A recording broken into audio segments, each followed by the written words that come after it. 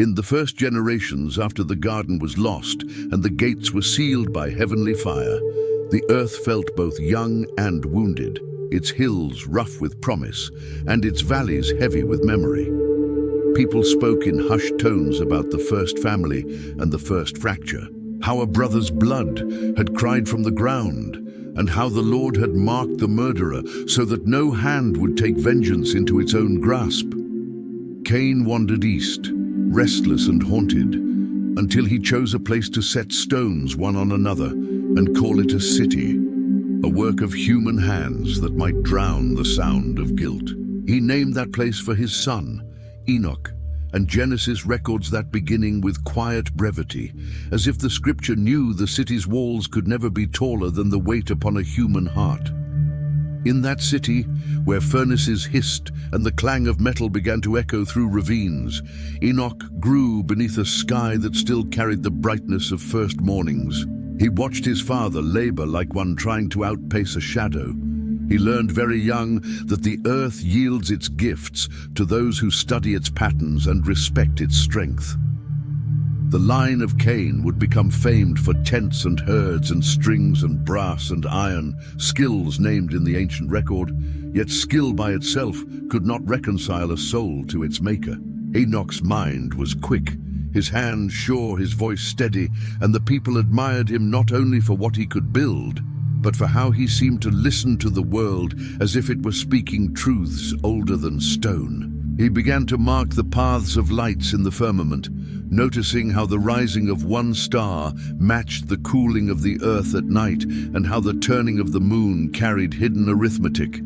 He traced those paths onto clay, scratched signs into damp tablets and baked them hard in sun and kiln. What elders had carried by memory, he pressed into matter so it could cross time unbroken. He measured waterways and tunneling slopes, taught workers to brace gates and to split rock, reminded judges that honest scales are precious in the Lord's sight, and he warned that a city stands only as long as its hearts refuse crooked gain. When he spoke of justice, people felt the rightness of it like clean water after dust. But the city was not built to remember only, it was built to forget, and forgetting is always noisy. Markets grew loud, feasts extravagant, voices proud. The name of the Lord was invoked less in gratitude than in exclamation, and men spoke of power as if it were a harvest they could reap at will. Enoch felt the pull of ambition, yet he also felt another pull, the quiet, insistent gravity of the Maker who sees in secret. At night he would slip beyond the walls, climb the stony ridges, and lie on his back while the stars took their stations. He spoke aloud the first pages of the world that elders had taught him, that the earth was formed by a word, that breath made man a living soul, that the ground remembers every deed. Those words steadied him like a staff in the dark. He started to dream in images bright and difficult. In one dream, a mountain burned with a fire that did not devour. In another, the heavens opened like a door and messengers moved like lightning along corridors of light. Voices called him to look, and he looked. Foundations that held back the seas, storehouses where winds wait for their time, pillars like spears of crystal, and, far above, thrones crowned with radiance. He woke with a fear that was not terror, but awe, the kind of fear that makes a man straighten his steps in daylight. He told no one for a while, testing his heart to see if pride was hiding there. Then he began to write what he had seen, not as boasts, but as testimony. The city noticed his absence, and then noticed the change in his eyes.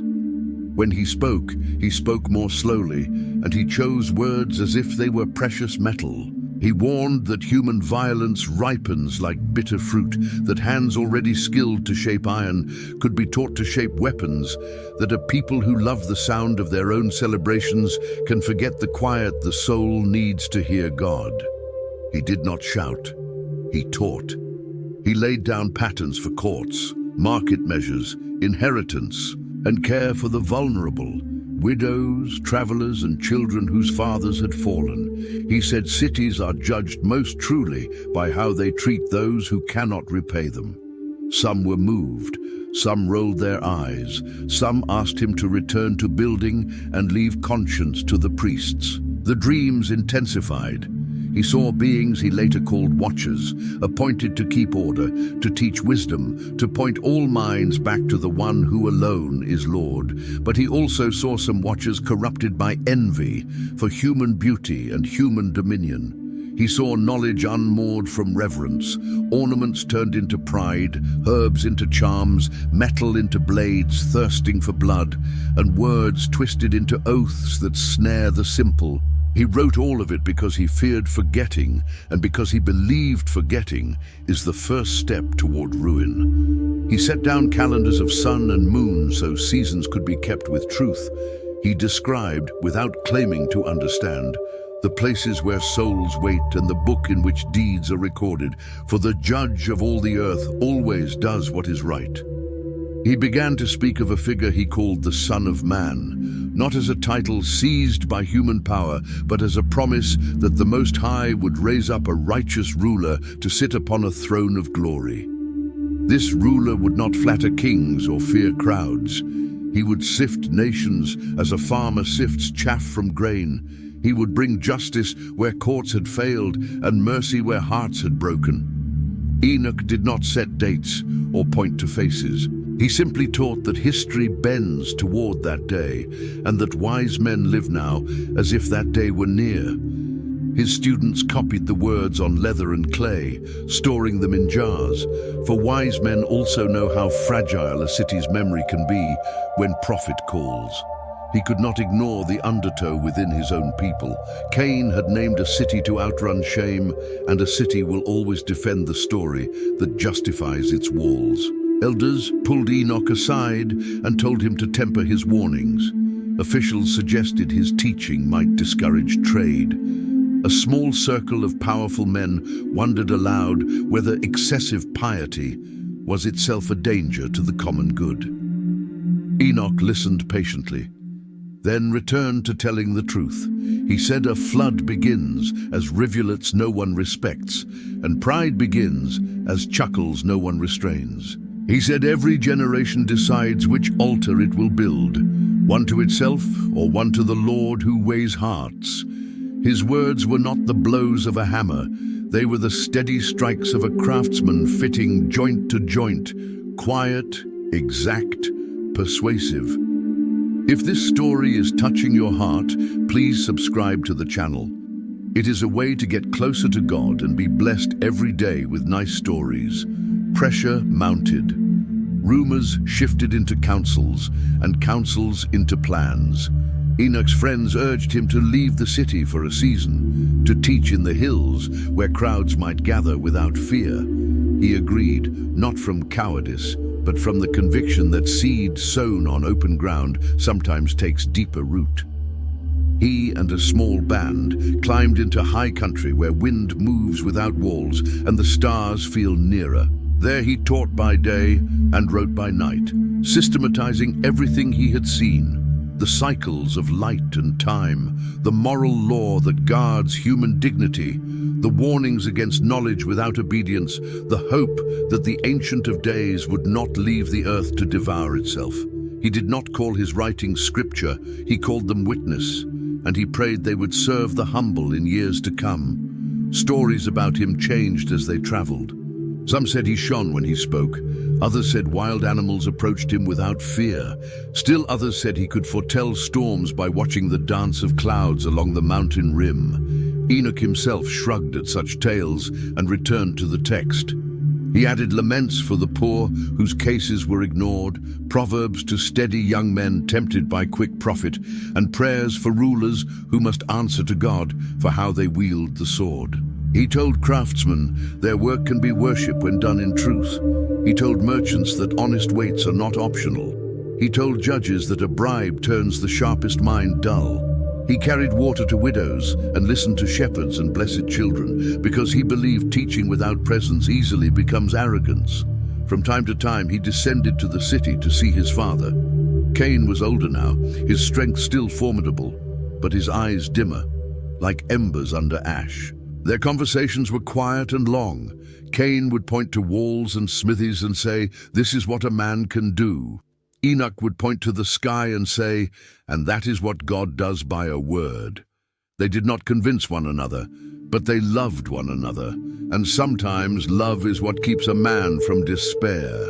Enoch would leave a parchment behind, not to taunt, but to offer, a page on just scales, a page on fair courts, a page on prayer. Cain would leave a loaf, not to bribe, but because a father feeds a son who has walked far. Reports multiplied of violence in districts beyond the hills, raids by men of unusual size and cruelty, camps where power meant taking what you could hold, voices that spoke of strength as if it were virtue. Enoch listened, heart heavy. He remembered dreams of watchers who had fallen from obedience, of knowledge turned into domination, of alliances formed not by covenant but by appetite. He wrote warnings that human rebellion scales from one heart to a household, from a household to a quarter, from a quarter to a city, and from a city to a world, drowning in its own pride. He added a line he underlined with aching care. No technique can save a soul that refuses truth, and no empire can outlast the judge who sees in secret. He spoke more often of the Lord's patience, because he knew people confuse patience with absence. He reminded listeners that the one who measured the oceans in his hand is not slow as men count slowness. He is merciful, willing that people turn and live. He told the parable of a farmer who waits for rain on seed he cannot see beneath soil, and he told it not as counsel for passivity, but as courage for perseverance. He listed the small obediences that rebuild a community from inside out. Speak truth, even when it costs you standing. Keep faith with vows, even when convenience beckons. Return lost property, even when no one is looking. Close your hand on anger and open it for generosity. Remember the poor at your table, and bend your knee when no one but God sees. He recorded more of the visions with careful restraint. He described a throne not fashioned by hands, encircled by light like a rainbow, attended by myriads whose song makes the air itself tremble. He said books were opened, not because God forgets, but because he judges with clarity that dignifies human choice. He affirmed what the earliest stories taught. The earth is the Lord's, the souls of men are precious to him, and the violence that men think secure today will be answered in a justice that cannot be bribed. He added, for trembling hearts, that mercy is not a loophole but a covenant, real forgiveness purchased at real cost, extended to those who turn and live. The circle of learners widened. Shepherds memorized sayings and repeated them over fires. Traders carried short tablets wrapped in leather among their goods.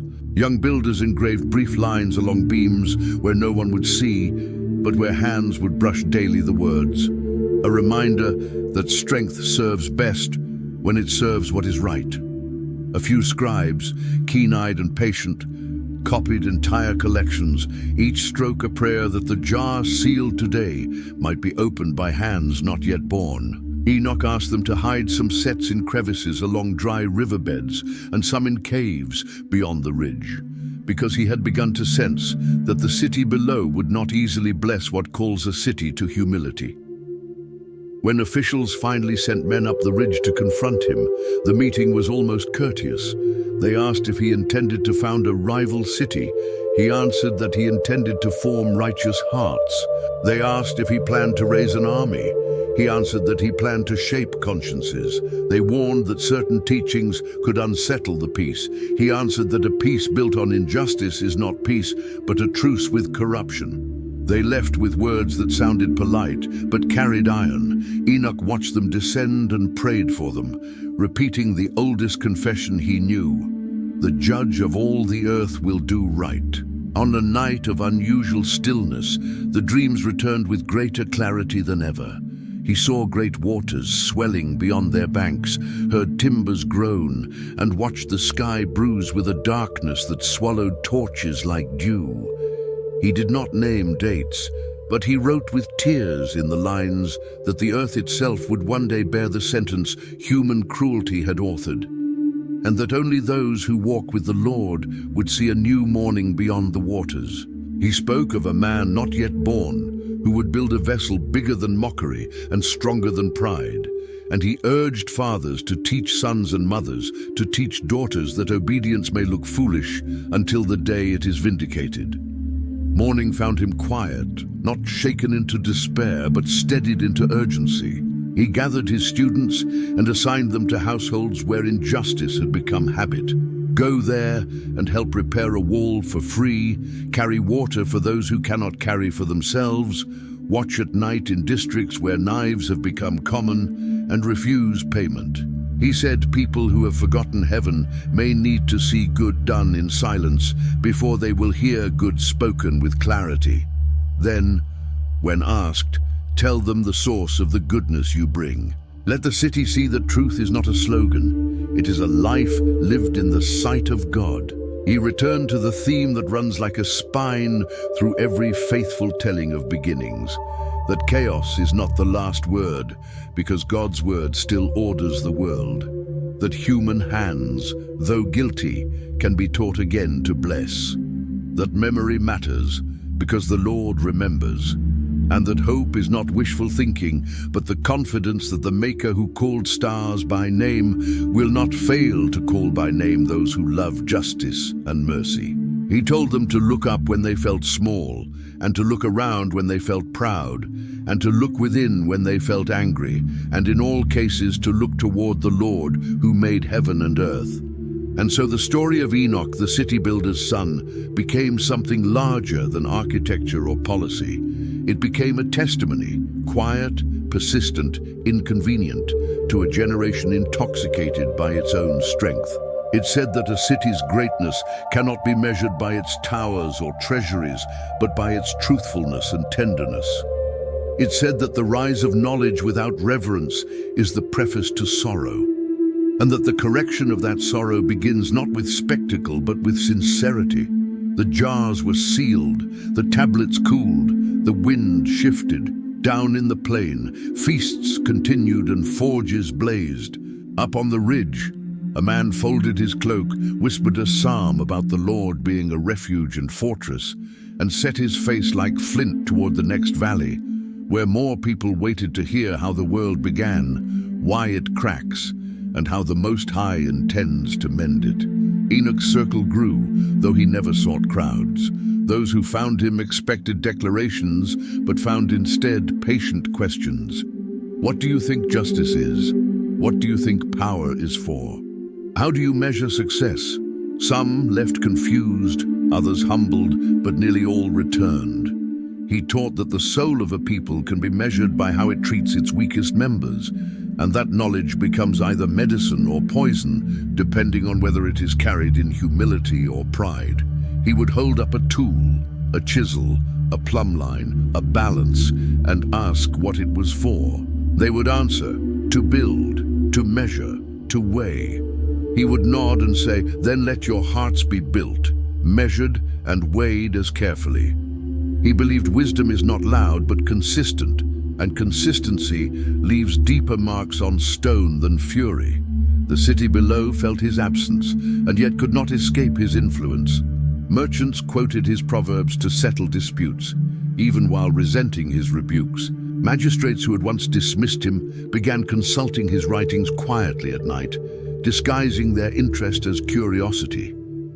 The poor whispered his sayings at dawn before the streets grew noisy, as if holding a thin flame against the dark. His father aged further, walking with a staff now, and sometimes sat in silence, staring north toward the hills. Cain had built to forget, but forgetting was slipping through his hands.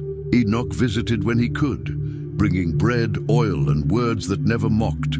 He would sit while Cain spoke of the early days when the soil fought every seed, and of the terror that struck him when the Lord spoke judgment, yet marked him for protection. Cain would grip his staff tightly and say, I do not understand mercy. Enoch would answer, then you are beginning to understand it. Rumors reached them of strange unions far beyond Nod, Stories of towering men born from the mingling of spirits and mortals, of bands of warriors who grew monstrous in appetite, of blood spilled without grief. Enoch grew grave. He had seen shadows of this in his visions. Watchers leaving their stations, stepping into mortal affairs without command, corrupting what they had once been sent to guard. He feared this knowledge loosed from obedience could remake the world in violence. He began to write longer nights, almost without sleep, describing the order he had seen in the heavens and the boundaries God had set for creation, the circuits of the stars, the gates of the winds, the laws by which seas stop at their appointed shores. He wrote that rebellion is not freedom, but decay, and that those who boast they are free while despising God are already becoming less than they were meant to be. He appointed a few trusted students to travel and teach. They went out with no weapons, carrying only tablets and words. Many were rejected, but some were welcomed, and they returned with stories of communities where justice had begun to rise quietly like green shoots in barren fields. Enoch listened with weary gratitude. He told them never to seek fame, for fame can make truth sound like performance, and performance feeds pride. He told them to pray before speaking, and to leave if their words became admired more than obeyed. He reminded them the Lord weighs motives, and that a deed can look righteous yet rot if rooted in vanity. He said the Lord values obedience more than display, patience more than noise, mercy more than sacrifice offered to impress onlookers. The city's rulers finally grew bold enough to confront Cain directly about his son. They warned that Enoch's teachings were undermining authority and threatening commerce. Cain, once quick to fury, surprised them with restraint. He said, "If my son's words are false, they will fall by their own weight. If they are true, you will not be able to stop them without striking at truth itself." They left unsatisfied, muttering that age had softened him, not realizing that grief had tempered him into something harder than stone. When they were gone, Cain called for Enoch, who came down from the hills and stood silently while his father studied him. "Are you trying to destroy what I built?" Cain asked. "No," Enoch said gently. "I'm trying to save what can be saved from it." Cain sighed deeply, as if stones were shifting inside him, and said no more. That night he walked through his city alone, past the furnaces and forges, past the markets and wells, past the towers that had once thrilled him. He thought of Abel's eyes and of the ground that had cried out, and he felt for the first time that the ground might one day cry out again if men kept building without listening. He returned before dawn and found Enoch still awake, writing by lamplight. Cain sat and said, "Do you think your words will endure?" Enoch answered, "If they are true, they will outlast the walls. If they are not, let them turn to dust quickly, for lies grow heavier the longer they are carried." Cain nodded slowly, and though he did not say it, he felt a strange relief, as if for once the weight might not pass to his son. Time passed, and the city swelled with new generations who barely remembered its founder's exile or his crime. They admired the strength of the walls and the glitter of bronze, boasting that they had tamed the earth.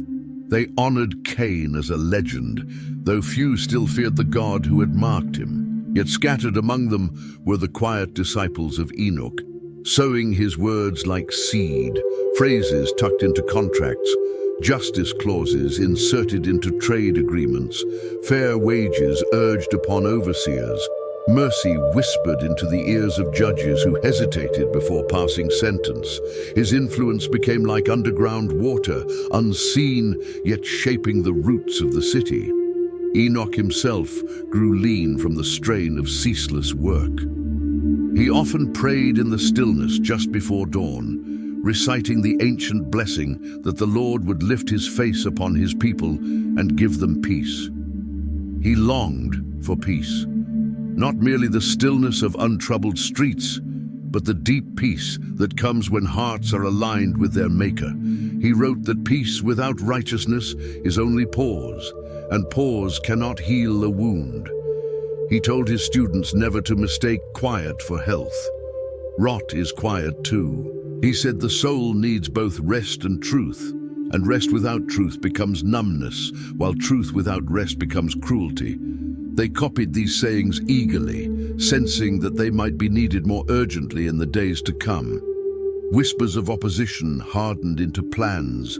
Certain magistrates began plotting to ban his writings, claiming they stirred unrest. But Enoch's words had taken root too deeply to uproot easily. Workers refused to destroy the tablets. Scribes refused to burn the scrolls.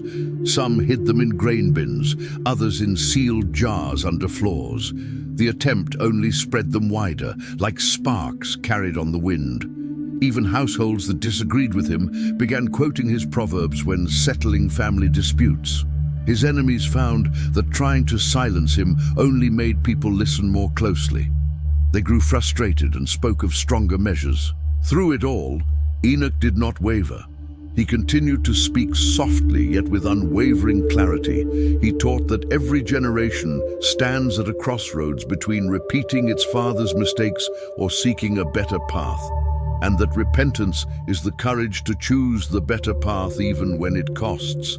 He reminded them that the Lord is not far from any who seek him with honest hearts, and that no tower can rise so high that God cannot see the foundation. He urged them to remember their origin, that humanity was shaped from dust, yet filled with the breath of God, and therefore no life is cheap. He said, oppression poisons the oppressor first, and that the cry of the oppressed always reaches heaven. His words spread farther than he knew, riding on the voices of travelers to valleys and coasts he had never seen. One evening, he climbed alone to a high ledge above the city and watched the lights flicker below. He thought of how fragile those lights were, how a single strong wind could snuff them out, and how a single act of mercy could make them shine brighter. He whispered a prayer that God would remember the city, that the Lord who spared Cain would also spare those who did not yet understand what they were becoming. He prayed that his words, if they were truly from heaven, would survive the pride of men and outlast the noise of the markets. Then he gathered his cloak, descended in darkness, and returned to his writing table. Thus, the boy who had once watched his father stack stones became a man stacking truths, each one cut square, each one laid with care, building not walls, but witness. And though few in the city knew it yet, his witness would one day echo beyond its gates, beyond its age, and beyond the grasp of the very rulers who now schemed against him, carrying the voice of one who chose to walk with God when most had forgotten how. Enoch's writings multiplied like streams from a single spring, flowing far beyond the stone lanes of Nod into distant valleys and settlements. What had begun as sketches of the stars and sayings about justice now grew into something bolder, accounts of visions, encounters, and secrets whispered to him by messengers of blazing light. He said these were the watchers, appointed long ago to observe the earth and guard its order, yet many of them had strayed. When he first spoke of them, the people listened as one listens to distant thunder, curious, uncertain. But as his descriptions deepened, awe and fear took hold.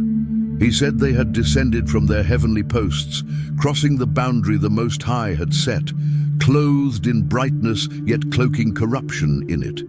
He named them not as fables, but as beings with titles and ranks, chiefs among whom were Semjaza, Azazel, and Arakel. These had sworn an oath upon a high mountain, binding themselves together to take mortal wives and father children of unnatural strength.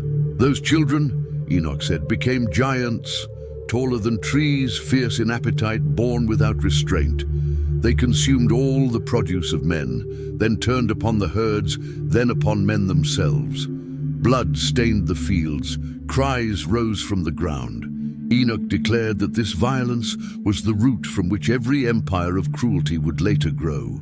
It was not merely human ambition, but angelic rebellion fueling it. Spirits that had once stood in the presence of glory, now twisting creation to mock its maker. His words struck like lightning across the memory of his listeners. For even the proud knew something was wrong with the world, and here was a name for it.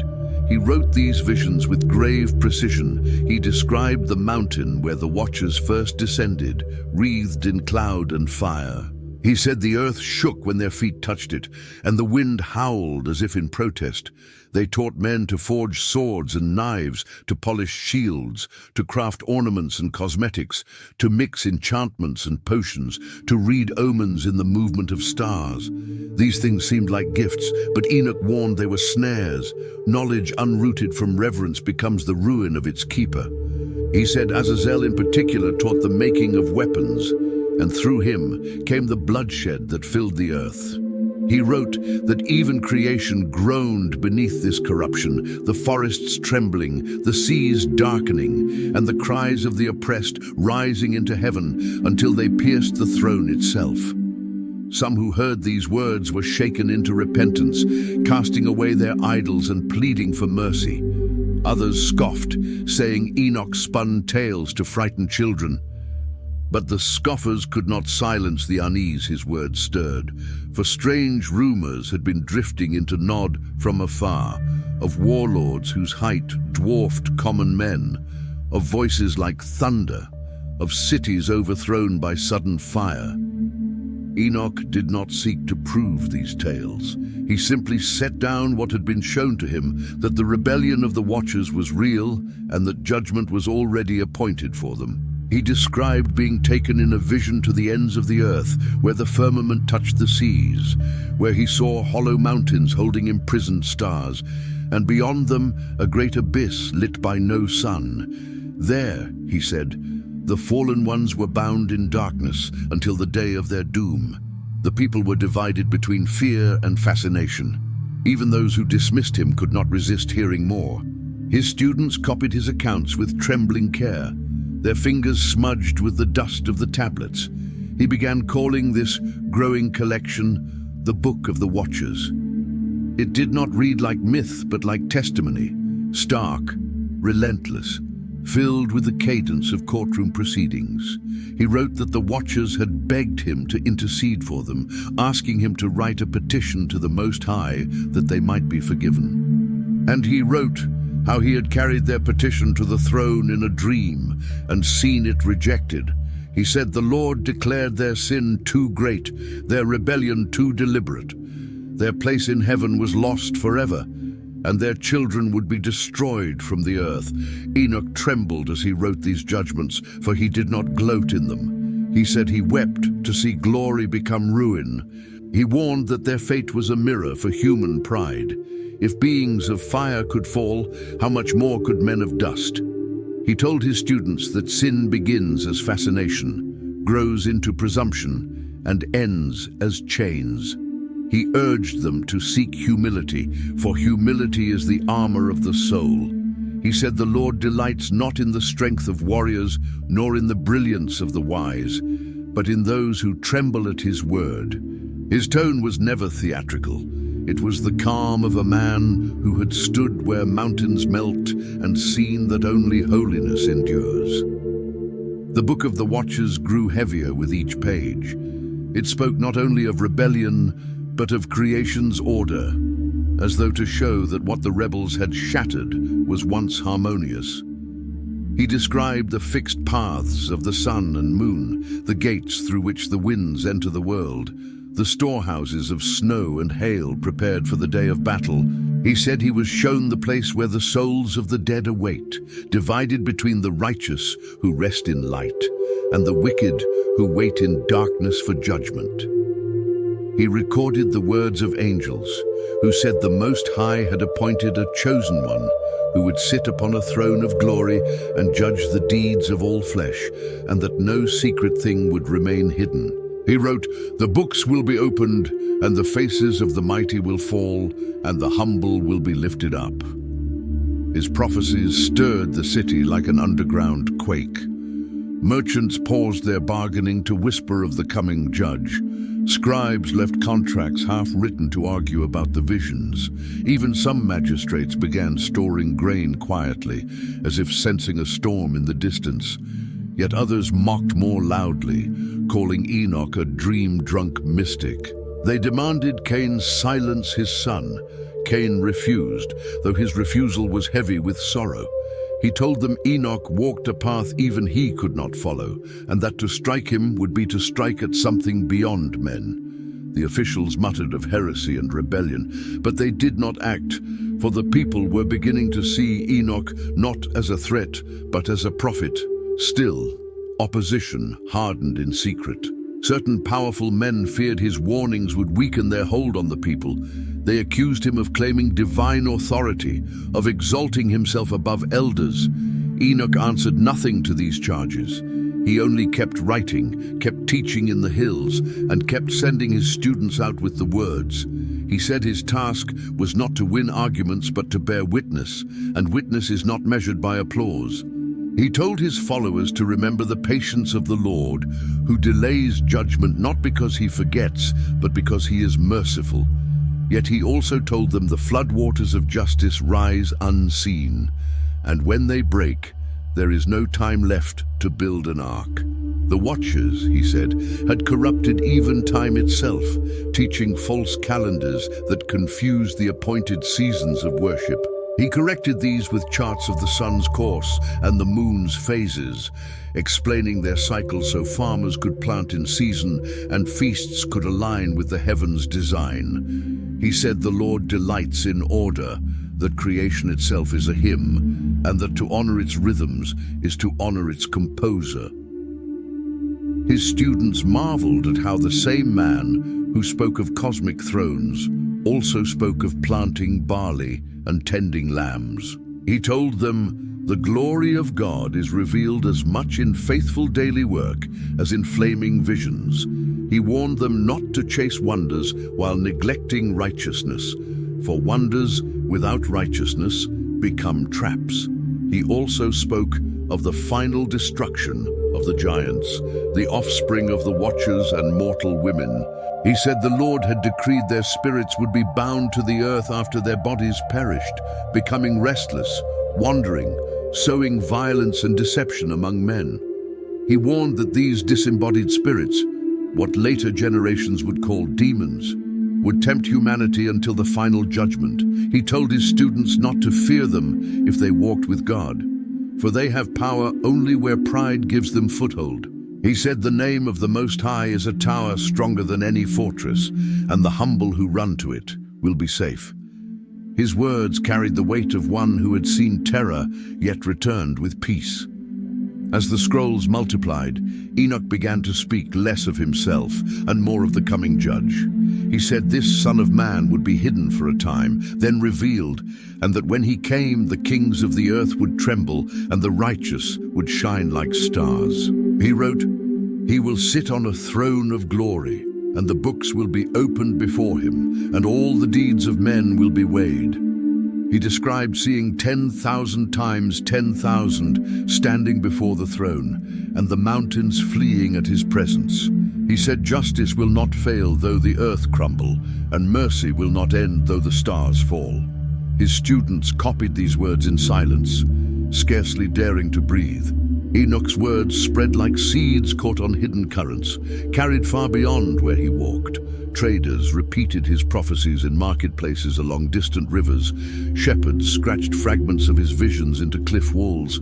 Even wandering minstrels wove his sayings into their songs, not always understanding them, but sensing they carried weight. He never sought fame, and in truth he seemed grieved by it. When his followers told him that distant clans now spoke his name with reverence, he bowed his head and said, "Remember that names fade. Only truth endures." He feared that admiration could become idolatry, and idolatry had been the ruin of the watchers. He reminded them often that the first duty of a prophet is not to be believed, but to be faithful. Meanwhile, Nod grew restless. Its wealth had swollen, and with wealth came pride. Magnates who had once tolerated Enoch's teachings now muttered that his warnings were bad for commerce.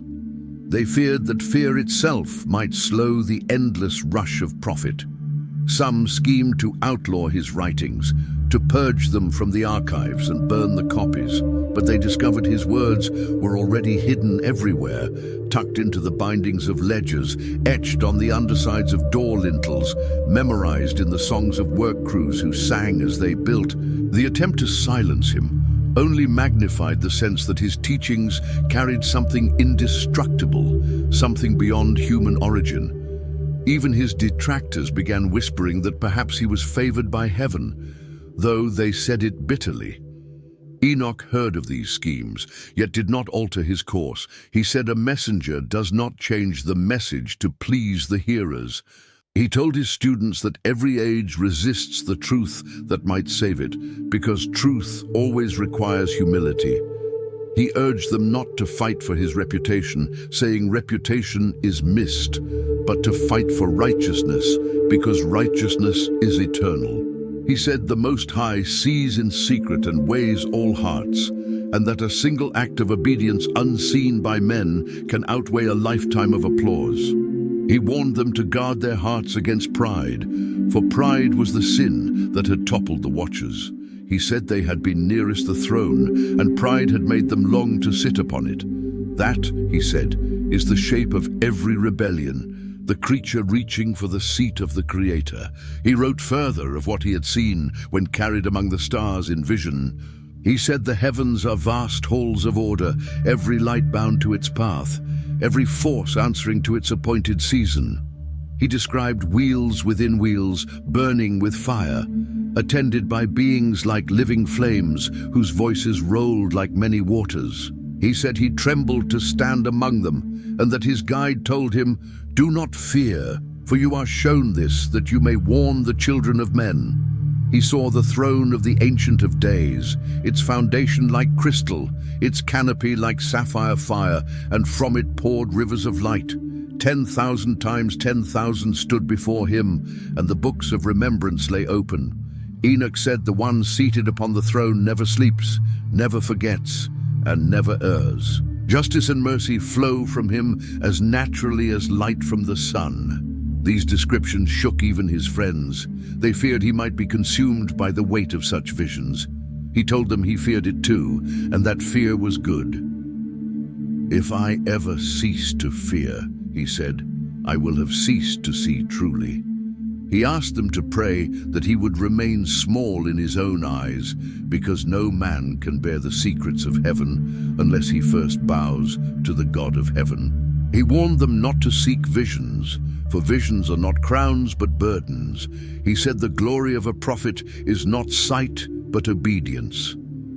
Many nodded solemnly, yet they could not help but gaze at him, as if light clung to his shoulders when he spoke.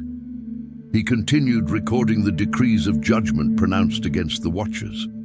He said their petition for mercy had been rejected, and that the Lord had sworn by his great name that they would be bound until the end. He described being shown their prison, a hollow abyss of fire and shadow, with walls like molten stone and air like iron. He said they shrieked without ceasing and could not lift their eyes toward heaven. Their giant offspring, he wrote, would perish in battle, and their spirits would wander the earth as restless shades, stirring violence and deceit until the day they are cast into final fire. He said the flood that would cleanse the world was already appointed in the councils of heaven, though its season was not yet revealed. His students copied these passages with trembling hands, for they sensed they were touching the edge of the world's secret history. Yet amid these terrors, Enoch also wrote of hope. He said the Most High had not abandoned the earth. He wrote of a coming renewal, when the righteous would shine like the lights of heaven, when swords would be beaten into plowshares, and when the curse of death would be broken. He spoke again of the Son of Man who would be revealed, saying, "He will sit on a throne of glory, and all judgment will be given into his hands, and none can oppose him." He said this one would crush the powers of wickedness not with armies, but with holiness. and would shepherd the nations with righteousness. He urged his followers to live as citizens of that future kingdom, even while walking in a corrupt world. He said obedience is preparation, and purity is armor, and hope is the lamp that must never be allowed to go out. This mingling of judgment and hope gave his words a strange power. They did not merely terrify or comfort, they awakened. People who heard him spoke of feeling as though scales had fallen from their eyes, as if the world had always been deeper than they had guessed and was now unfolding before them. Some forsook their wealth and came to dwell in the hills with him. Others stayed in the city but began quietly shaping their lives around his teachings, restoring what they had stolen, reconciling with rivals, showing mercy to the poor. The magistrates saw this change and grew more alarmed. They feared he was founding a rival kingdom. In truth, he was founding something more dangerous to pride, a conscience. One night, his closest students found him kneeling alone, the stars wheeling silently above. They asked what burden weighed on him. He said he had been told that his writings would be rejected by future generations, banned from assemblies, called dangerous and false. Then why write them, they asked. He answered, because the truth does not live or die by approval. It lives because God speaks it, and it dies only if we are too afraid to carry it. He said they must hide copies of his writings in stone jars sealed with pitch and bury them deep, for the days would come when men would seek them again. These words, he said, are not for applause now, but for remembrance later. So they hid them. They sealed the jars and marked the sites with unassuming stones. They passed the knowledge only to the most trustworthy, men tested in honesty and humility. They agreed to guard the secret until their deaths.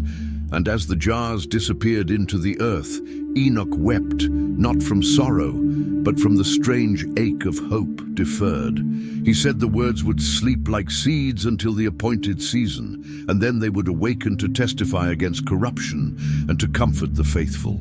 His followers marveled, for they felt they were standing inside something larger than their own lives, a story that began before them and would end beyond them. After this, Enoch withdrew even further from public life. He would descend to the city only briefly to speak justice in the courts or to tend the sick, then vanish again into the hills. Rumors said he walked with angels by night.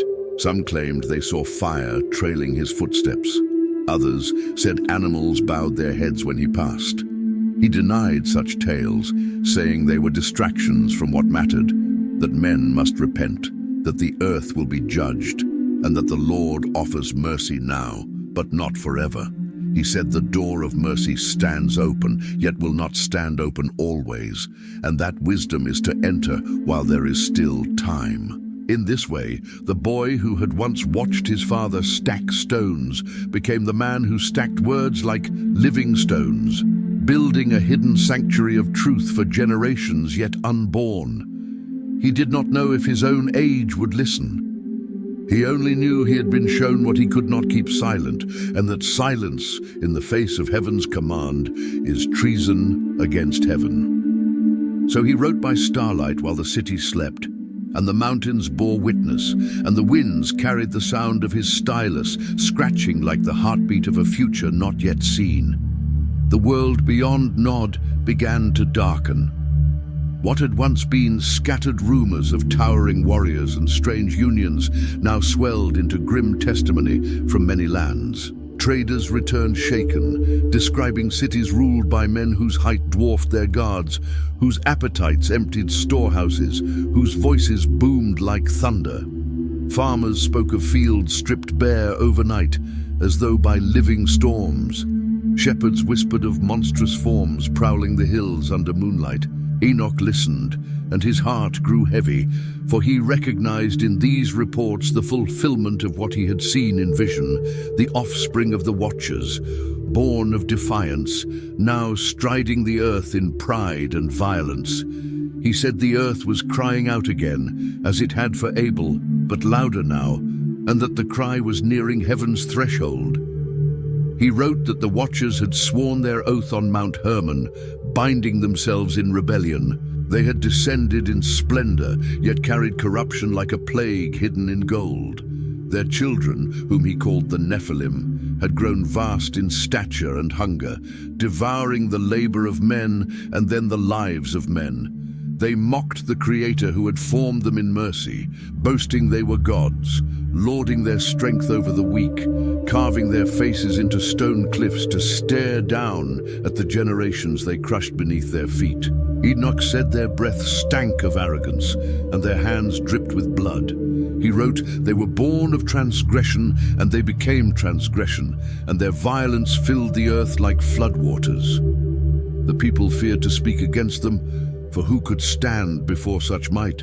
Yet the fear of men did not stay the decree of heaven. Enoch's visions grew more urgent. He said the Lord summoned him in a dream to the very threshold of the heavens to witness the council where judgment was being set. He saw countless thousands standing in ranks of light, their faces like suns, their voices like a storm breaking across mountains. In their midst stood the Ancient of Days, clothed in white brighter than snow, and before him burned a river of fire. Books lay open around his throne, vast and weighty. He said the angels who had remained faithful stood in silence while the sentence was proclaimed. The Watchers would be cast into the abyss they had once feared. Their children would perish by the swords of their own hands, and the floodgates of the deep would one day open to cleanse the world of their corruption. Bind them, the voice of the Lord thundered, in the valleys of darkness until the great day of judgment. Enoch trembled as he wrote this, for he had seen mercy stay its hand many times. But he saw now that mercy was withdrawing. He warned the people that what they thought was power was decay wearing a crown. He said the Nephilim were not gods, but orphans of glory, cut off from the light they had despised. He said their strength was borrowed and would return to dust, while the meek who walk with God would inherit the earth. Many scoffed, but some wept. A few even fled the cities of the giants, wandering to Enoch's hills to beg for guidance. He told them not to build new kingdoms in fear, for fear builds as cruelly as pride, but to build families anchored in righteousness. He said the Lord saves not by numbers but by faith, and that a household walking in obedience can become a fortress no violence can breach. He urged them to teach their children early, for the world would soon roar like a storm, and only roots sunk deep in truth could endure the winds. The corruption spread faster than words could follow it. The Nephilim began warring among themselves, their pride turning inward like a serpent devouring its own tail. Whole cities burned in nights of shrieking, rivers clogged with bodies, and vultures blotted out the sun. The ground cracked under their marching, and forests vanished under their hands. They enslaved whole tribes, forcing them to quarry stone for monuments celebrating their own faces. They made bloodsport of the weak, laughing as they crushed men like insects. Enoch said their laughter curdled the air, and even the stars seemed to dim. He wrote that the earth groaned under their weight, and the mountains shook as if longing to cast them off. He warned that the patience of the Most High had an appointed end, and that end was approaching. The Watchers, seeing their children fall into ruin, grew frantic. They descended in secret to Enoch, their splendor dimmed, their voices hollow with despair. They begged him to write a petition to the Lord on their behalf, pleading for forgiveness. Enoch agreed, not from pity for their rebellion, but from awe before the judge who loves justice. In a vision he was carried again to the throne of the Ancient of Days, and he laid their petition on the crystal pavement before him. But the Lord would not lift his eyes to the scroll. Instead he said, "They were made great and chose corruption. They saw my glory and despised it. Their place is fallen forever. Tell them their plea is refused." Enoch returned with his face pale as ashes. He told the Watchers their petition was denied, and they howled, rending the air with grief like wounded storms. They vanished into the shadows, and he knew he would not see them again until they stood in chains on the day of judgment. Enoch recorded all this with sorrow. He did not rejoice in their doom. He said he wept to see what pride had done to beings once robed in light. He told his students to tremble at their fall, for it is written, "Pride goes before destruction, and a haughty spirit before a fall." He said if creatures of fire could fall, how much more must men of dust guard their hearts?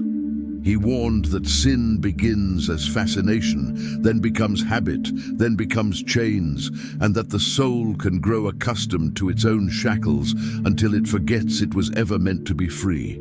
He told them to keep their hearts soft with mercy, for a soft heart is the strongest shield, and the Lord delights in those who are humble and contrite in spirit. The book of the Watchers swelled with these accounts, but Enoch sensed he was only halfway through his task. He began composing what he called the Book of Parables, filled with visions of the final judgment and the coming of the righteous one. He wrote that the Son of Man would appear from the heavens with 10,000s of holy ones, and with him would come a flood of fire to cleanse the world. He said the kings of the earth would hide in caves, and the mighty would beg the mountains to fall on them to escape his gaze, but nothing hidden would remain hidden. He would weigh every deed, every word, every secret thought. The proud would be swept away like chaff, and the meek would inherit the earth. Enoch's students trembled to hear this, yet they also felt hope, for he said the Son of Man would heal as well as judge, and that his kingdom would be peace without end. These parables spread even faster than his earlier writings. People whispered them at night like contraband fire. Some cities banned the scrolls outright, fearing they would provoke rebellion, but the bans only made them more sought after. Workers copied them in secret and hid them in clay jars sealed with wax, burying them beneath threshing floors or tucking them into cracks of stone walls. Enoch told them not to fear losing the scrolls, for truth cannot be erased by edicts. He said the Lord himself would guard the words until the appointed time. He told them their task was only to be faithful and to walk in the fear of God even while the world roared in defiance around them. One night he climbed alone to a ridge above the sleeping camp and looked out at the dark plains beyond. He thought of the generations plunging into violence, of the earth choking on the blood of the innocent, and he wept until the stones beneath him were wet. He asked aloud why the Lord had shown him these things if he could not stop them. The wind stirred and seemed to whisper back, "Because witness is mercy." He understood then that even judgment is a form of mercy, cutting out the rot before it consumes the whole tree. He rose, steadied, and returned to write through the night until dawn bled across the hills. Enoch rose from that night of tears with a resolve his students had not seen before. He moved with the solemn steadiness of one who has accepted sorrow as part of his duty. He began to speak less of reform and more of endurance, less of restraining evil and more of surviving until the Lord intervened. He told his followers they were like men building on high ground while a flood gathers unseen. The waters are already rising, he said, though the plains still dance. Do not be lulled by their laughter. Do not envy their feasts. The tide of judgment does not send warning drums. It simply arrives. His voice was never harsh, but it carried the chill of truth spoken without ornament. Even the birds seemed to fall silent when he spoke. He warned them that the Nephilim's violence was reaching its zenith and would soon implode. He said arrogance consumes itself because it cannot share thrones, and thrones multiply faster than loyalty. He predicted the giants would tear each other apart like wild beasts fighting over a carcass. He urged his people not to interfere, not to attempt to topple the mighty by force, for rebellion breeds rebellion. Let them collapse under their own pride, he said. Your task is not to avenge, but to endure. The Lord is the avenger. Some struggled to accept this, for their hearts burned with rage at the cruelty they had seen. Enoch acknowledged their grief, but told them rage is a fire that scorches its bearer first. Grieve, he said, but do not hate. Hate carves your soul into the shape of your enemy. As he spoke, the collapse he had foretold began. Messengers returned from distant lands with accounts of whole fortresses falling in nights of chaos.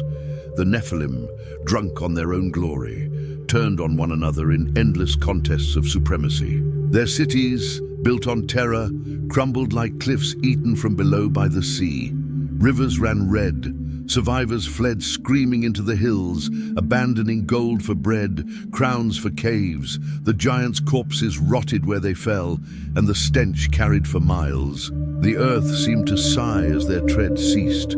Yet their ruin birthed new horrors.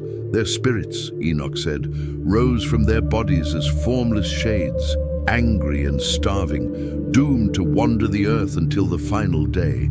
He warned that these spirits would whisper lies into human minds, stirring violence and deceit, and that future generations would call them demons. But they are only orphans of corruption, he said, and they hold no power where humility stands guard. Enoch wrote all of this into his expanding record, the scrolls now too many to carry in one load. He named this new section the Book of Judgment. It was stark and unadorned, like courtroom decrees. He listed the crimes of the Watchers, corrupting creation, exalting themselves, devouring the innocent. He listed the decrees against them: confinement in darkness, erasure from the book of life, destruction of their works.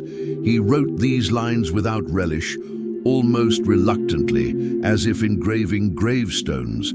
He added lamentations afterward, prayers that the Lord might yet show mercy to the survivors of their corruption, the humans who had been enslaved, deceived, or driven to despair. He said judgment is not cruelty, but the restoration of balance, like cutting out gangrene to save the body.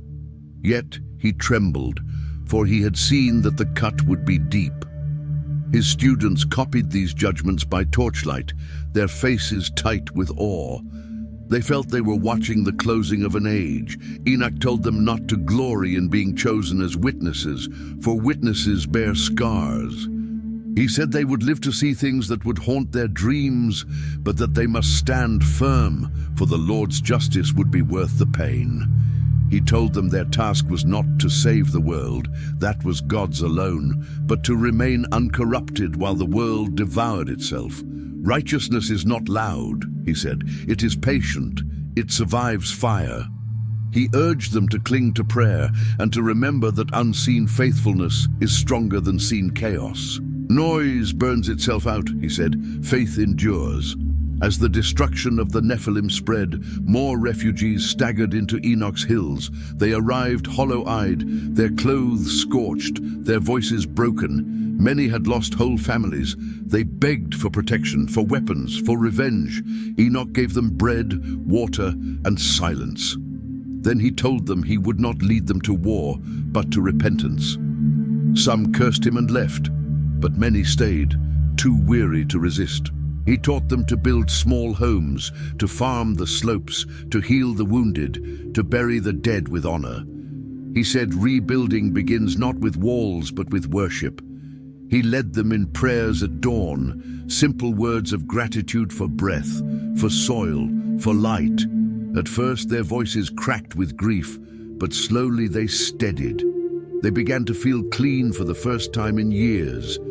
Enoch saw hope spark among them like embers under ash. He wrote that righteousness is contagious like corruption, but slower, requiring patience and trust. He said the Lord delights in seeing hope take root where despair once ruled, for it proves that his image in man is not erased. He told his followers to teach their children to love truth more than comfort, because comfort without truth rots. He warned them to guard their new settlements from pride, for pride always returns disguised as progress. If your houses grow taller than your prayers, he said, you are already falling. They engraved this saying into the threshold of their meeting house, so every footfall would echo it.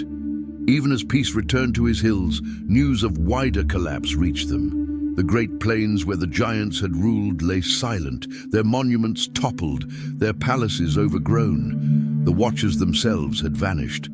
Some claimed to see blazing forms plummeting into chasms at the world's edge, shackled in chains of light. Others reported storms that roared with voices like weeping. Enoch said the Lord had cast them into the abyss prepared for them, bound under darkness until the great day. He warned that though the Nephilim were gone, the seeds of their corruption remained in human hearts, for men had admired their strength and envied their power. He said this envy was more dangerous than their swords, because it could survive their deaths. If you copy their pride, he said, you resurrect them inside yourselves. He began writing again, this time more slowly, as if chiseling each word. He spoke of a coming flood, not yet, but certain, when the deep fountains would break open and the windows of heaven would pour judgment. He said the earth itself would convulse to cleanse what it had carried, and only those who walked with the Lord would be spared. He described seeing in vision a man not yet born who would build a vessel vast enough to carry the faithful and the seeds of every living thing. He did not name him yet, but his students remembered the description and passed it down like a torch. They began to speak of preparing their souls for rain. They built stronger homes, not to defy judgment, but to live honorably until it came. Enoch smiled faintly at their diligence, but reminded them no wood can float without righteousness. He spoke more and more of the Son of Man. He said this one would come after the flood, when pride rose again to judge the living and the dead. He said the Ancient of Days had shown him seated on a throne of fire, and all the hosts of heaven bowed before him. He would open the books and weigh every deed, and none could bribe his scales. Enoch said even the faithful would tremble when he appeared, for his gaze would pierce every shadow, yet they would be comforted when he called their names. He told his students to teach this to their children, that justice is coming and mercy is real, and both dwell in the same hands. They wrote this line in larger letters than any other: the judge is coming, and he is merciful. By the time the last Nephilim fortress crumbled into dust, Enoch's camp had become a refuge of light in a world of ruins. Survivors trickled in from every direction, clutching fragments of his writings like relics. They called him the man who walks with God. He did not claim the title, but he did not deny it either. He said only, "If I walk with him, it is because he first took my hand."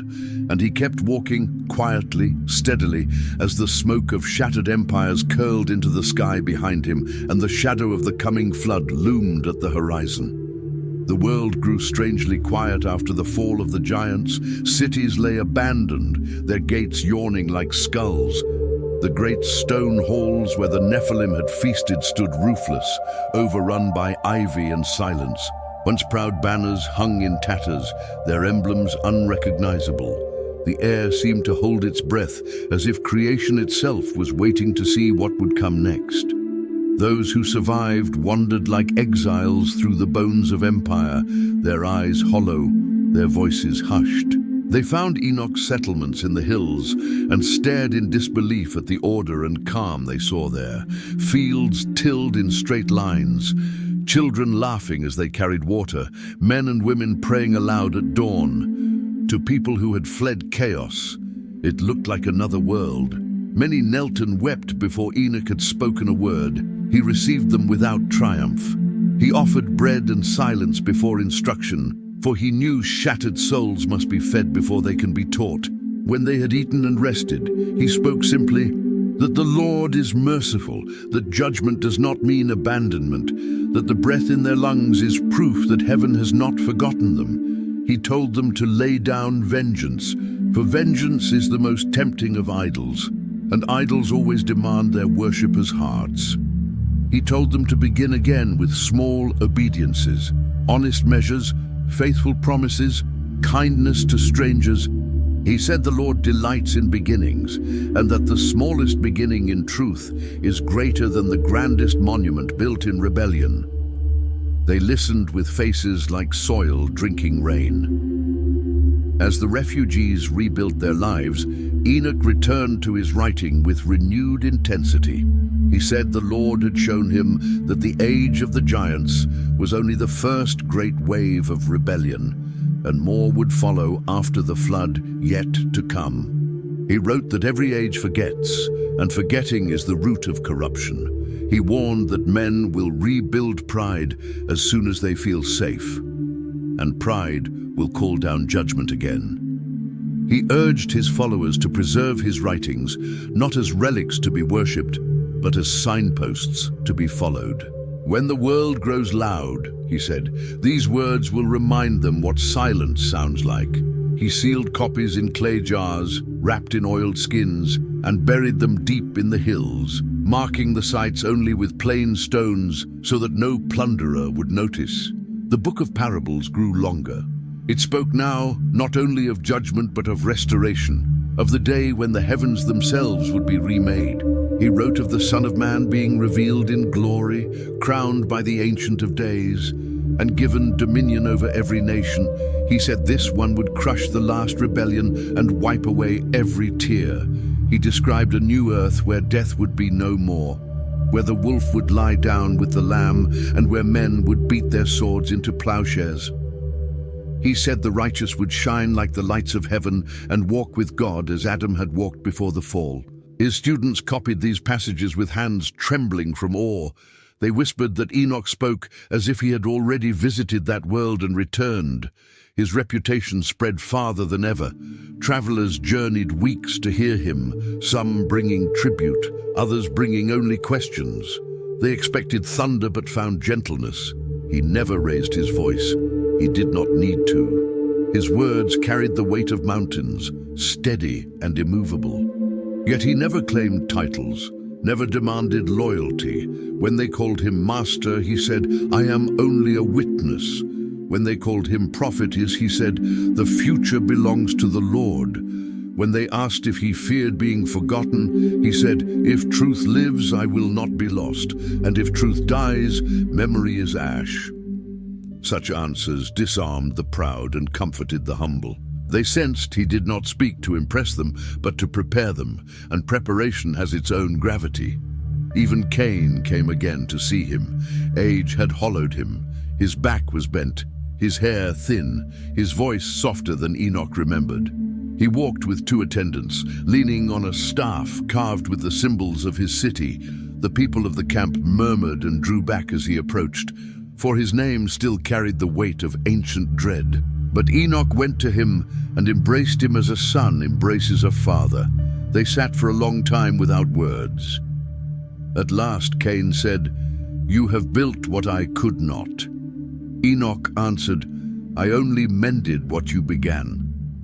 Cain gazed at the simple homes, the singing children, the fields swaying like green seas. Is this what it was meant to be? He asked. Enoch said, no, this is only what is possible while we wait. Cain bowed his head and wept silently. When he left, he did not look back, but those who saw him said his shoulders seemed lighter, as though some ancient stone had finally slipped from his back. Enoch's settlements grew into a network of villages spread like constellations across the hills. They shared no walls, no kings, only covenant. They agreed to judge fairly, to care for the weak, to welcome travelers, and to remember the Lord in their feasts.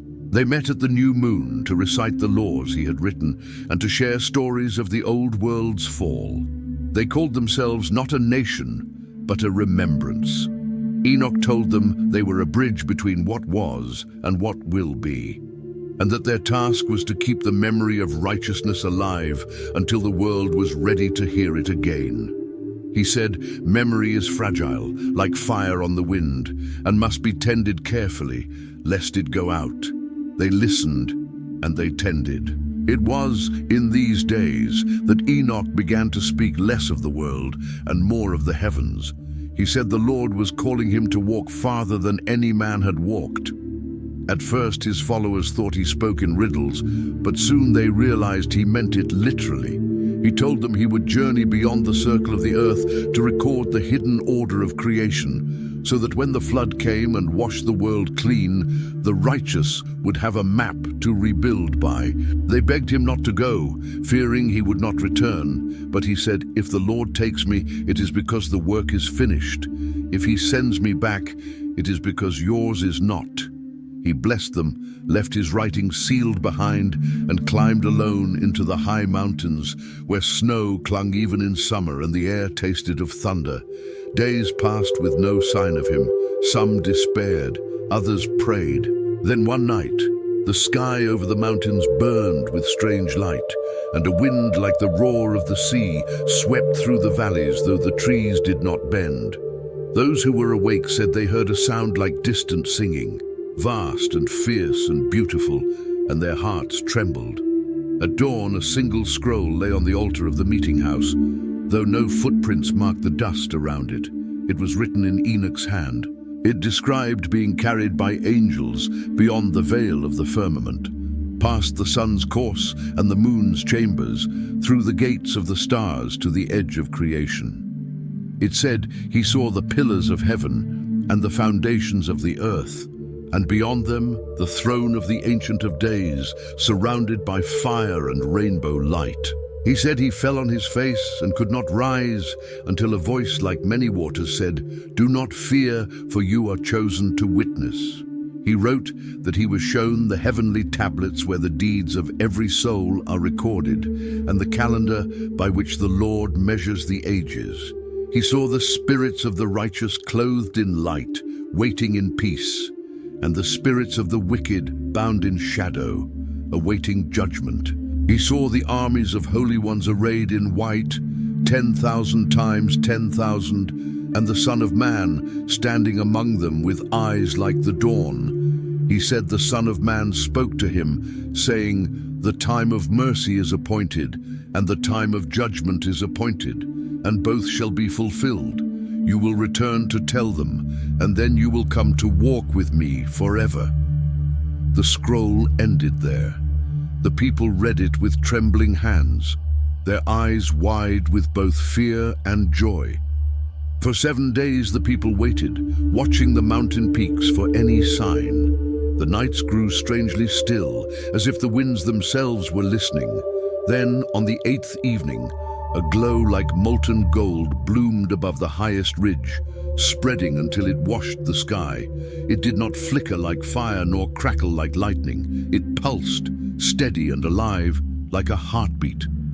A sound followed, deep and resonant, not loud but vast, as if the earth were exhaling. And then, as suddenly as it came, the light faded and the sky returned to silence.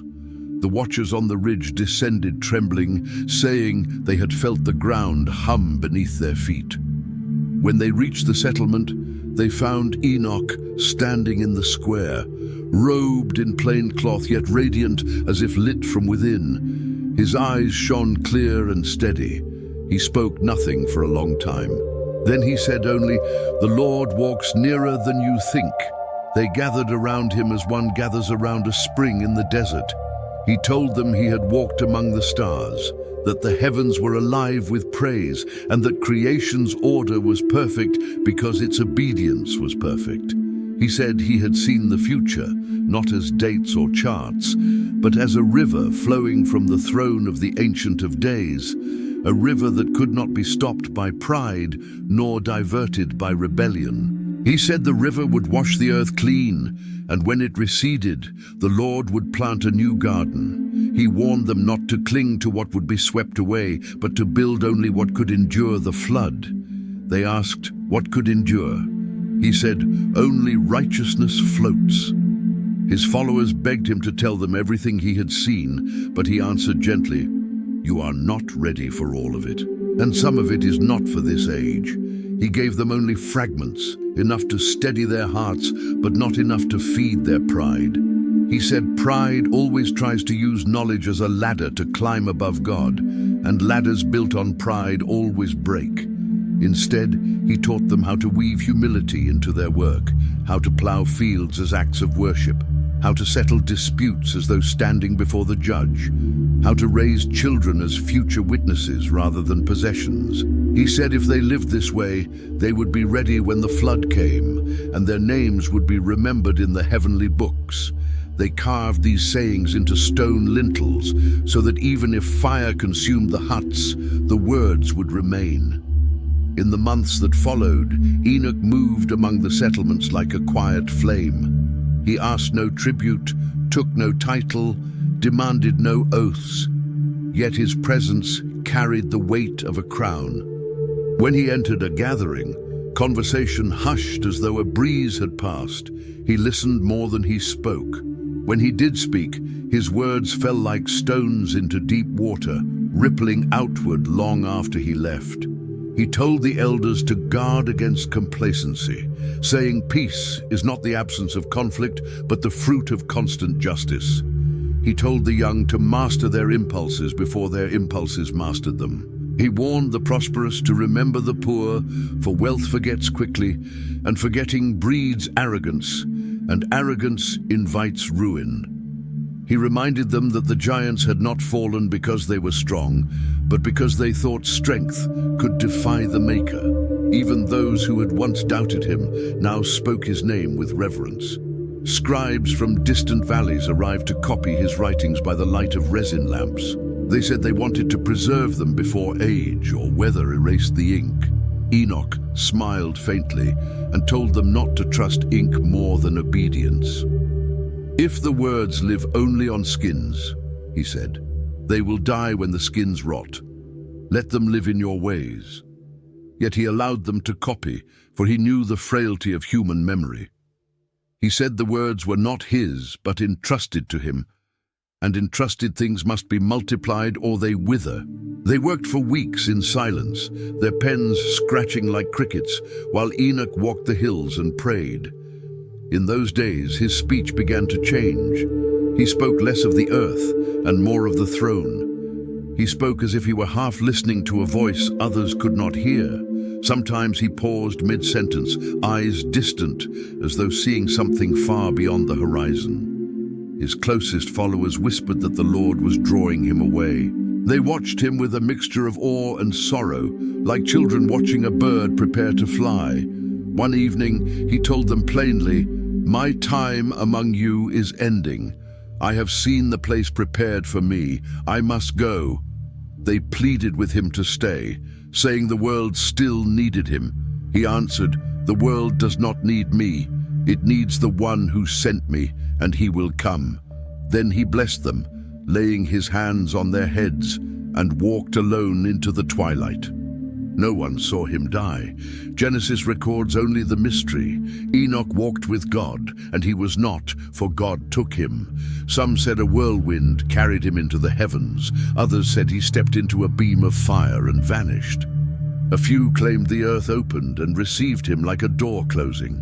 The settlements searched the hills for days, but found no body, no staff, no cloak. Only his writings remained, sealed in jars under the meeting house. The people mourned not as for the dead, but as for one departed on a long journey. They did not build a tomb. They said to build a tomb would be to confess that he would not return, and their hearts could not believe that. Instead, they gathered at the new moon to read his words and pray that they might walk with God as he had. In the seasons after his departure, the hills changed. The fields grew greener, the waters clearer. Travelers who passed through spoke of an unusual peace there, as if the very air were gentler. They carried tales of Enoch to far lands, of the man who warned of judgment yet left hope, who walked with angels yet knelt with children, who vanished yet left the world more whole than he found it. Some doubted the tales, others hungered for them. The name of Enoch became a thread weaving through the world's memory, thin but unbreakable. Those who cherished it whispered that he had not been lost but hidden, like the books he buried, waiting to be revealed at the end of the age.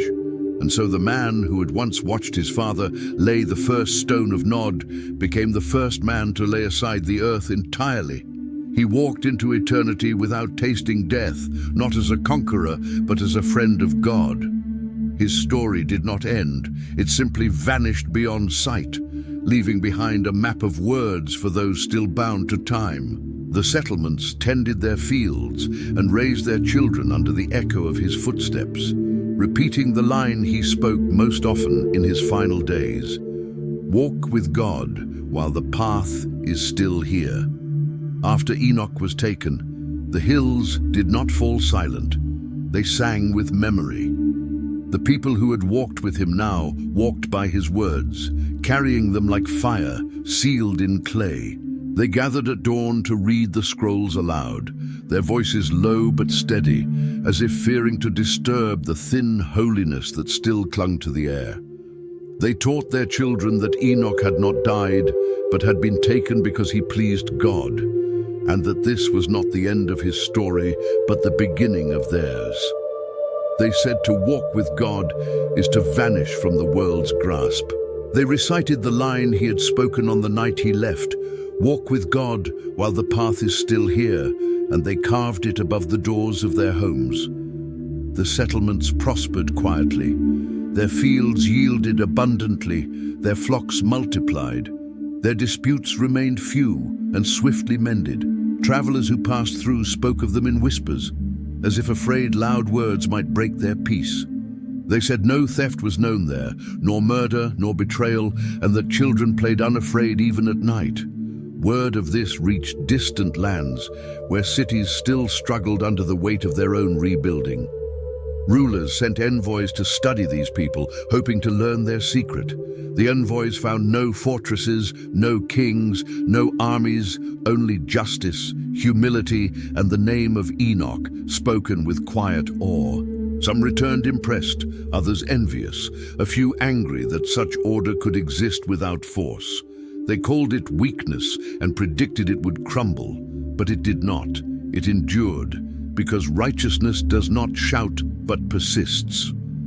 Among the hills, the guardians of Enoch's writings grew old. They had been chosen by him for their honesty, not their strength, and their hair had turned white as the clay jars they tended. Fearing their deaths might scatter the knowledge, they chose successors, not by birthright, but by character. They watched the young for patience, mercy, and truthfulness, for Enoch had said, "These three are the roots of wisdom." When they found them, they taught them to read the sacred scrolls by moonlight and to copy them slowly, praying with each stroke. They were forbidden to alter a word. If a mistake was made, the copy was burned and the ashes buried at the foot of an olive tree. For Enoch had warned that careless words are like cracks in a foundation, invisible at first, catastrophic later. The guardians obeyed, and the words endured. Generations rose and fell, and still the settlements flourished. They spread quietly into new valleys, never many, never loud. They called themselves keepers of the path. They built no monuments to Enoch, for he had told them not to exalt the messenger above the message. Instead, they taught that every act of justice is a monument invisible to men, but seen by God. Their children learned to write by copying his sayings, their letters forming as prayers before they knew their meaning. They learned to count seasons by his heavenly calendar, planting and harvesting in rhythm with the sun and moon. They learned to judge disputes by his proverbs, to weigh their words as they would weigh gold. They lived as if Enoch still walked among them unseen, and perhaps he did, for their peace defied explanation. But beyond their hills, the world shifted again. The memory of the flood grew faint.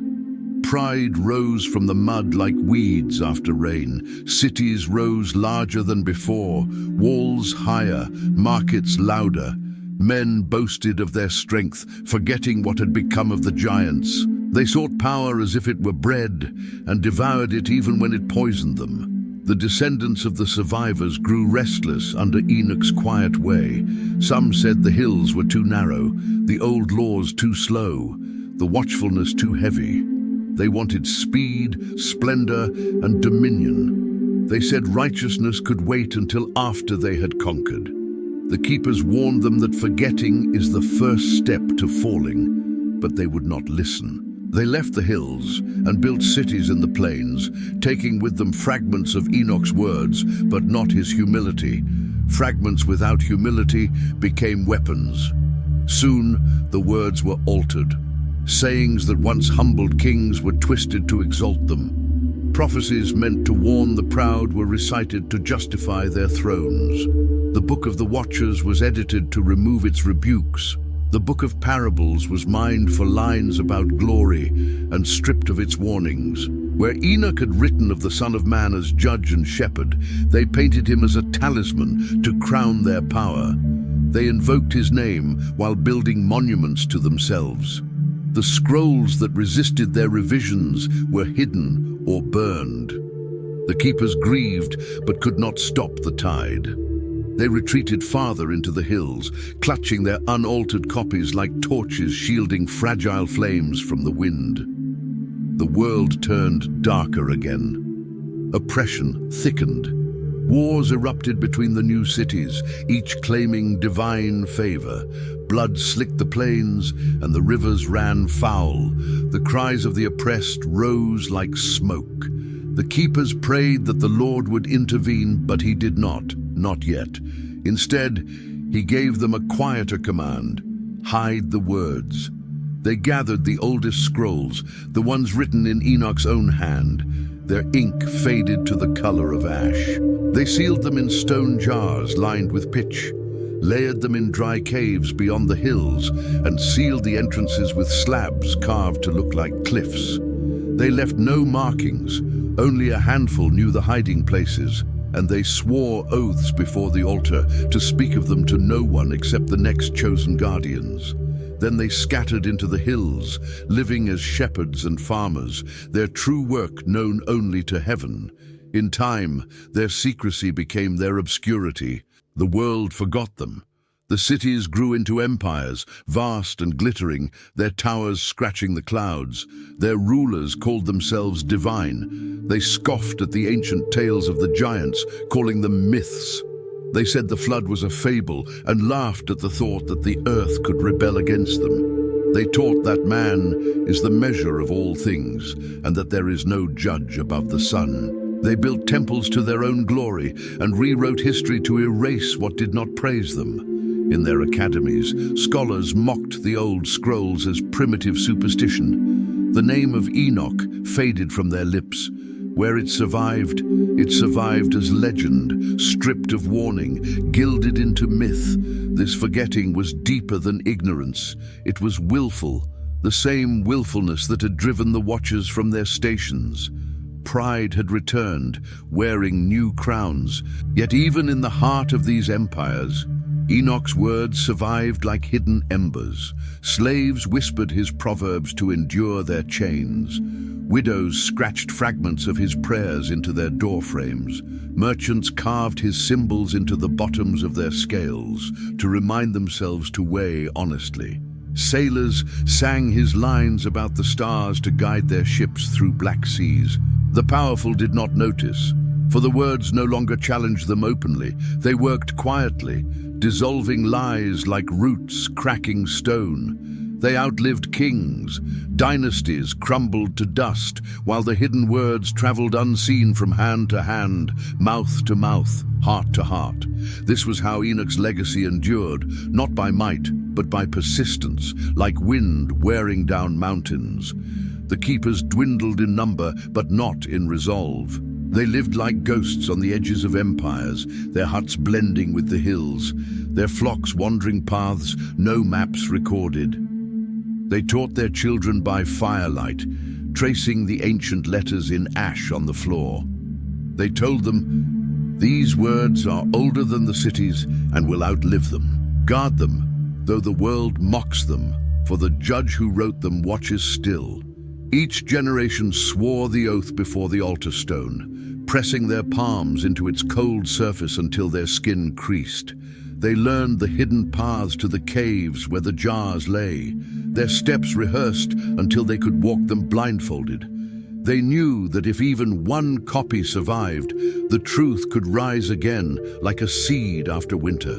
But as centuries passed, the empires learned of the hidden words. Not from betrayal, none of the keepers broke their oath, but from fragments that surfaced in unexpected places.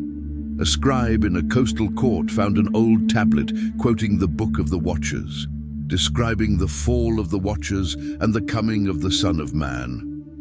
He read it aloud to his master, who laughed at its warnings but trembled at its clarity. Scholars debated it, rulers feared it, priests denounced it. They said it stirred unrest, that it threatened the order of the world. They decreed that any scroll attributed to Enoch must be destroyed. Armies scoured the hills, burning homes, overturning stones, searching for caves. They found a few jars and smashed them, scattering the scrolls to the winds. But most they never found, for the hills had swallowed them like a mother hiding her children. The persecution drove the keepers deeper underground. They erased their names from records, buried their family lines, and disappeared from the memory of men. To the world, it seemed the writings of Enoch were gone. In the academies, his name became a cautionary tale about false prophets. Priests called him accursed. Rulers called him dangerous. They said his words were rebellion disguised as piety, subversion cloaked in faith. And so the Book of Enoch was banned from their councils, stricken from their canons, cursed from their pulpits.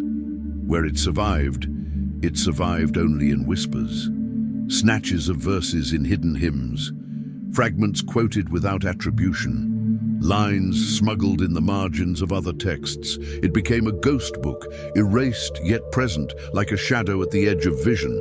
And yet, though erased from paper, it lingered in the blood. The rhythm of Enoch's thought, his relentless pairing of justice with mercy, of awe with obedience, sank into the marrow of those who had walked his path. It shaped their instincts. It made them suspicious of power and reverent toward life.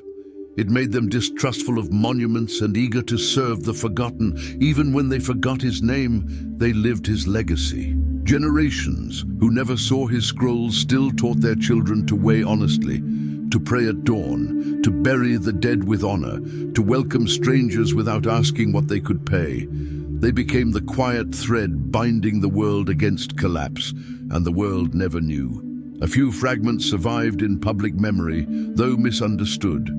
When the flood came in the days of Noah, the survivors spoke of Enoch as the man who had warned but vanished.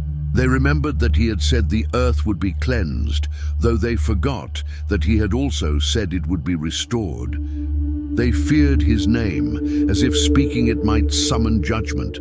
Some claimed he had become an angel. Others said he had been erased from existence as punishment for pride. The truth that he had walked with God and been taken seemed too strange for their weary minds to hold, and so they buried his name under superstition while his words slept under stone. Centuries later, when new kingdoms rose from the post-flood earth, his story flickered again. Prophets in distant deserts spoke lines that echoed his, of books opened, of thrones blazing, of the righteous one coming with 10,000s of holy ones. Their hearers marveled at the similarity, not knowing they were quoting Enoch unawares. When scribes compiled sacred canons, some lobbied to include his writings, but the priests of power resisted. They feared the way his words undercut the arrogance of rulers, the way they spoke of judgment on angels as well as men, the way they exalted humility above crowns. They said the words were too dangerous, too unsettling, and so they excluded them, declaring them forbidden. The Book of Enoch passed into silence again. Yet silence did not kill it. Silence preserved it.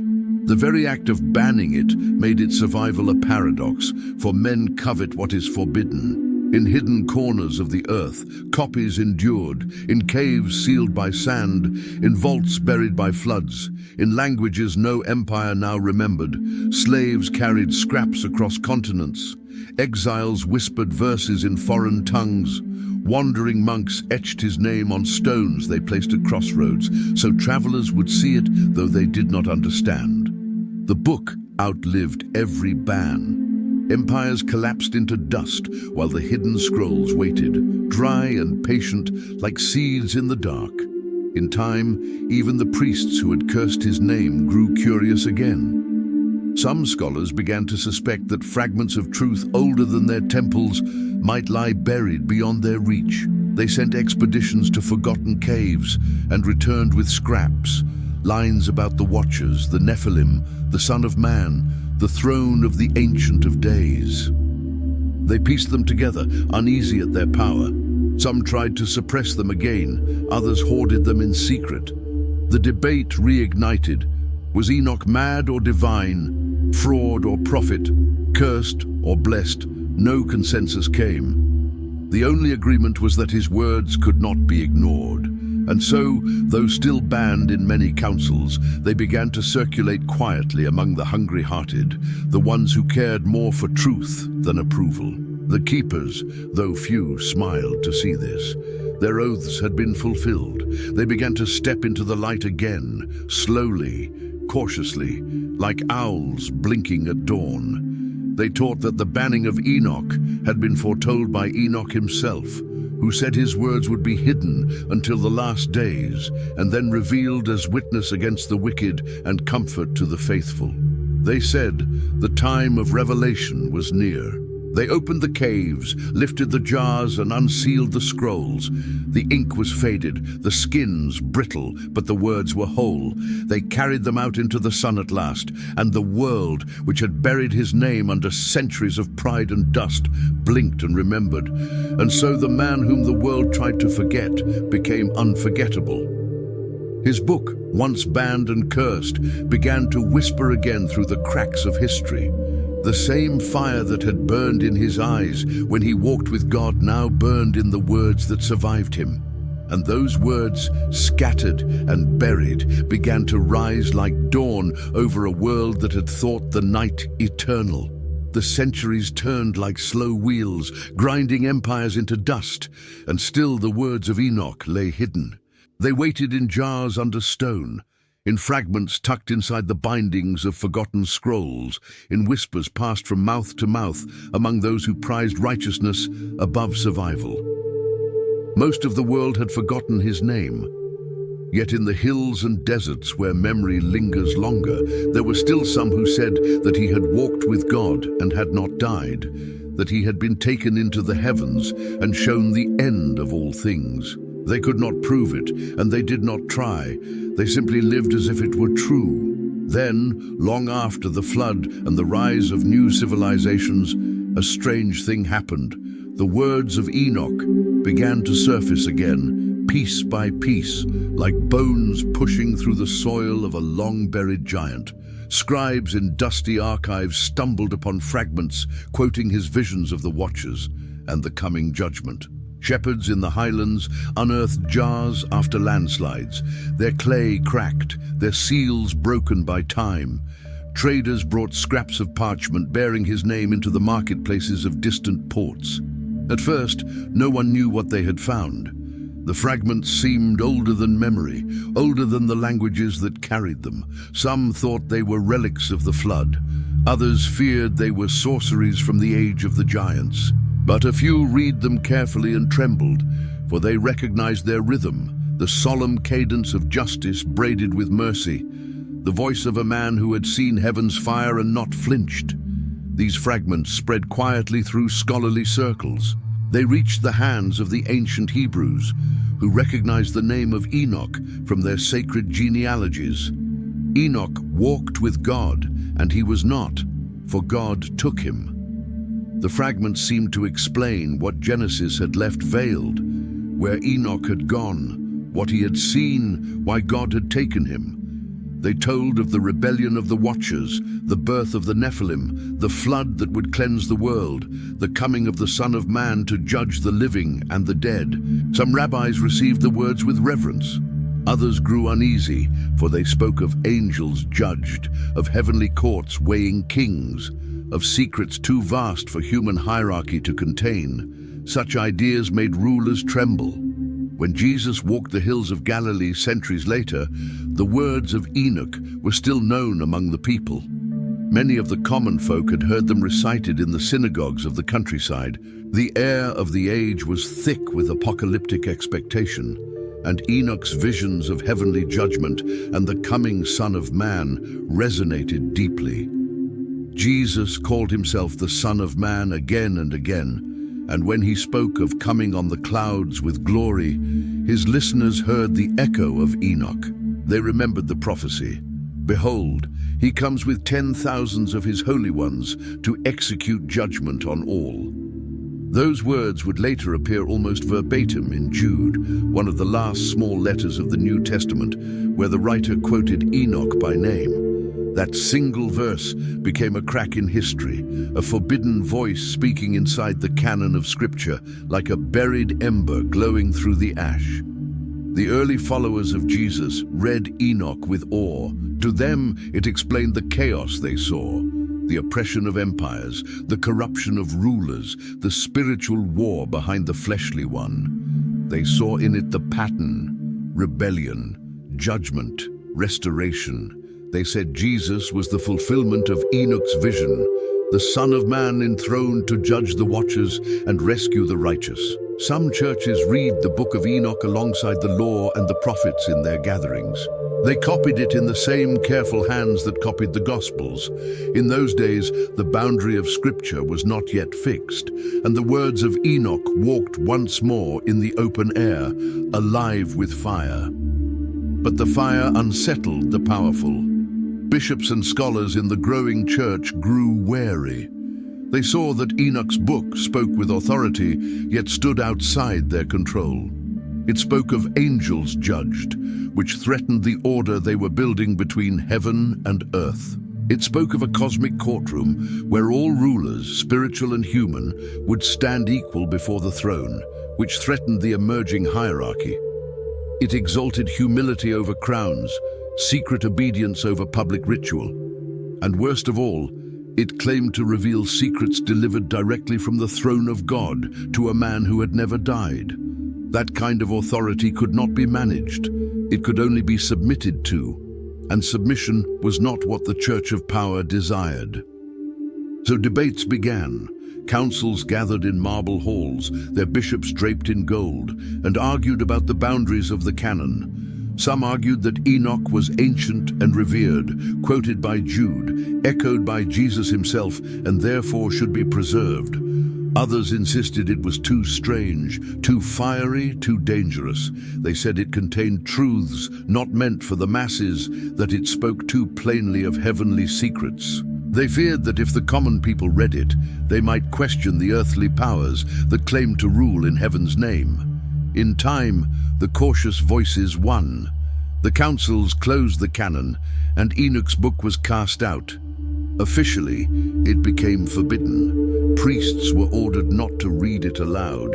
Scribes were forbidden to copy it.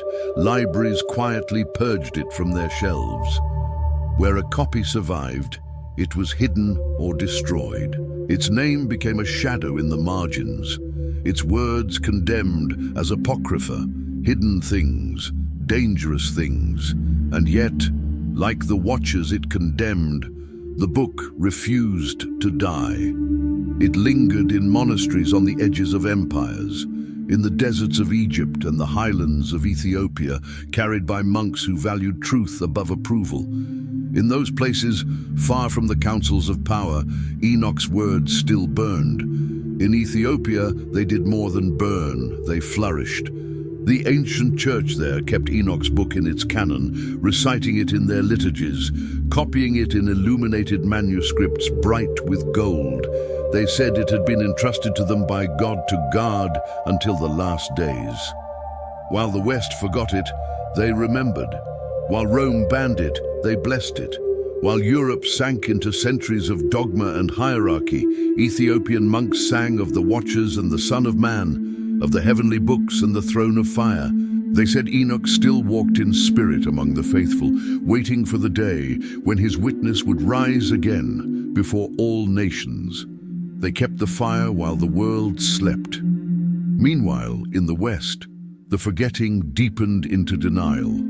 By the time the medieval councils finished hardening the canon, most bishops denied that Enoch's book had ever been part of their heritage.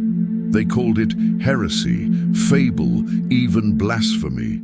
They warned that reading it could imperil the soul. They told the people that Enoch had left no words, only a name in Genesis, and they erased the memory of his prophecies from their sermons. They taught that to seek hidden knowledge was pride, that to read what was banned was rebellion. And so the book that had once walked beside the Gospels was buried under centuries of fear. Yet it waited. Scrolls slept in Ethiopian monasteries, sealed in cedar chests. Fragments lingered in desert caves, wrapped in rotting linen. A few tattered pages clung to life in forgotten libraries, misfiled under false names. The world thought them gone, but they were only waiting for the appointed time. For words born in heaven do not die on earth. They only go underground, like rivers, until the time comes to rise. Centuries passed while the words of Enoch slept. The world reshaped itself. Empires rose, crowned with cathedrals. Kingdoms fell, their banners rotting in the mud. The faith that bore the name of Jesus spread across continents, yet it carried only fragments of the story that had once prepared the world for him. People read of the flood, but not of the rebellion that made it necessary. They read of the Son of Man, but not of the prophecy that first named him. They read of angels, but only as distant messengers, never as beings who could fall. Without Enoch's book, the world's memory of the ancient war faded into shadow.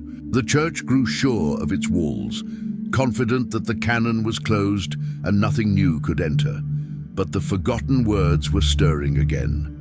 The first crack came quietly. In the early centuries after Christ, a few scholars and monks began to stumble on copies of the forbidden text in the East. In remote monasteries of Ethiopia, whole versions survived intact. The monks there had guarded them as treasure, copying them by hand through the long centuries, their illuminated letters shining like fireflies on black vellum. When travelers from Europe visited those monasteries, they were astonished to see a book they had been told did not exist, carried in procession as scripture. The Ethiopians called it simply the Book of Enoch and spoke of it as a trust. A flame passed from generation to generation until the appointed hour when the world would need its light again.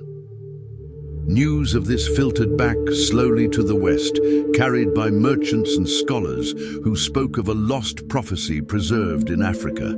Most dismissed it as legend, but a few grew curious and began searching for fragments closer to home. They found them. Slivers of parchment quoting the fall of the Watchers, scraps of hymns about the judgment of the Son of Man, lines almost identical to the passage in Jude. These finds unsettled the scholars, for they revealed that the New Testament had not merely echoed Enoch, but cited him directly. The question rose like a storm in their minds. How could a banned book speak inside the canon? What else had been buried with it? The church authorities were not pleased. When whispers of these discoveries reached their councils, they responded with swift disapproval. They said the book was apocryphal, untrustworthy, tainted by heresy. They forbade its translation into the common tongues. They ordered that any copies found in European libraries be locked away or destroyed. To read it was declared dangerous. To quote it in sermons was grounds for excommunication. They feared what might happen if the people learned that the earliest followers of Jesus had revered a book the church had erased. They feared the authority of heaven might seem to bypass their thrones, but the words would not stay buried. In the 17th century, as explorers and missionaries pushed into Ethiopia, they saw the book openly venerated in the ancient Ethiopian Orthodox Church. Monks there read it aloud in Ge'ez, the sacred tongue of their liturgy. Copies were given to travelers who begged for them. Slowly, a few manuscripts made their way to Europe, carried across seas in the holds of ships. They lay unread for decades in the vaults of great libraries, catalogued under obscure titles. Then, in the 18th century, an English scholar finally translated one into his own tongue. The world gasped.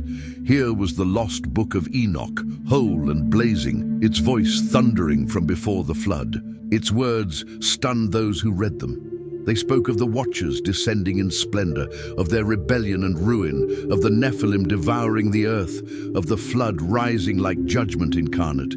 They spoke of the Ancient of Days, seated on a throne of fire, of the Son of Man coming on the clouds with glory, of books opened and souls weighed, of the meek rising like stars while the proud melt like wax.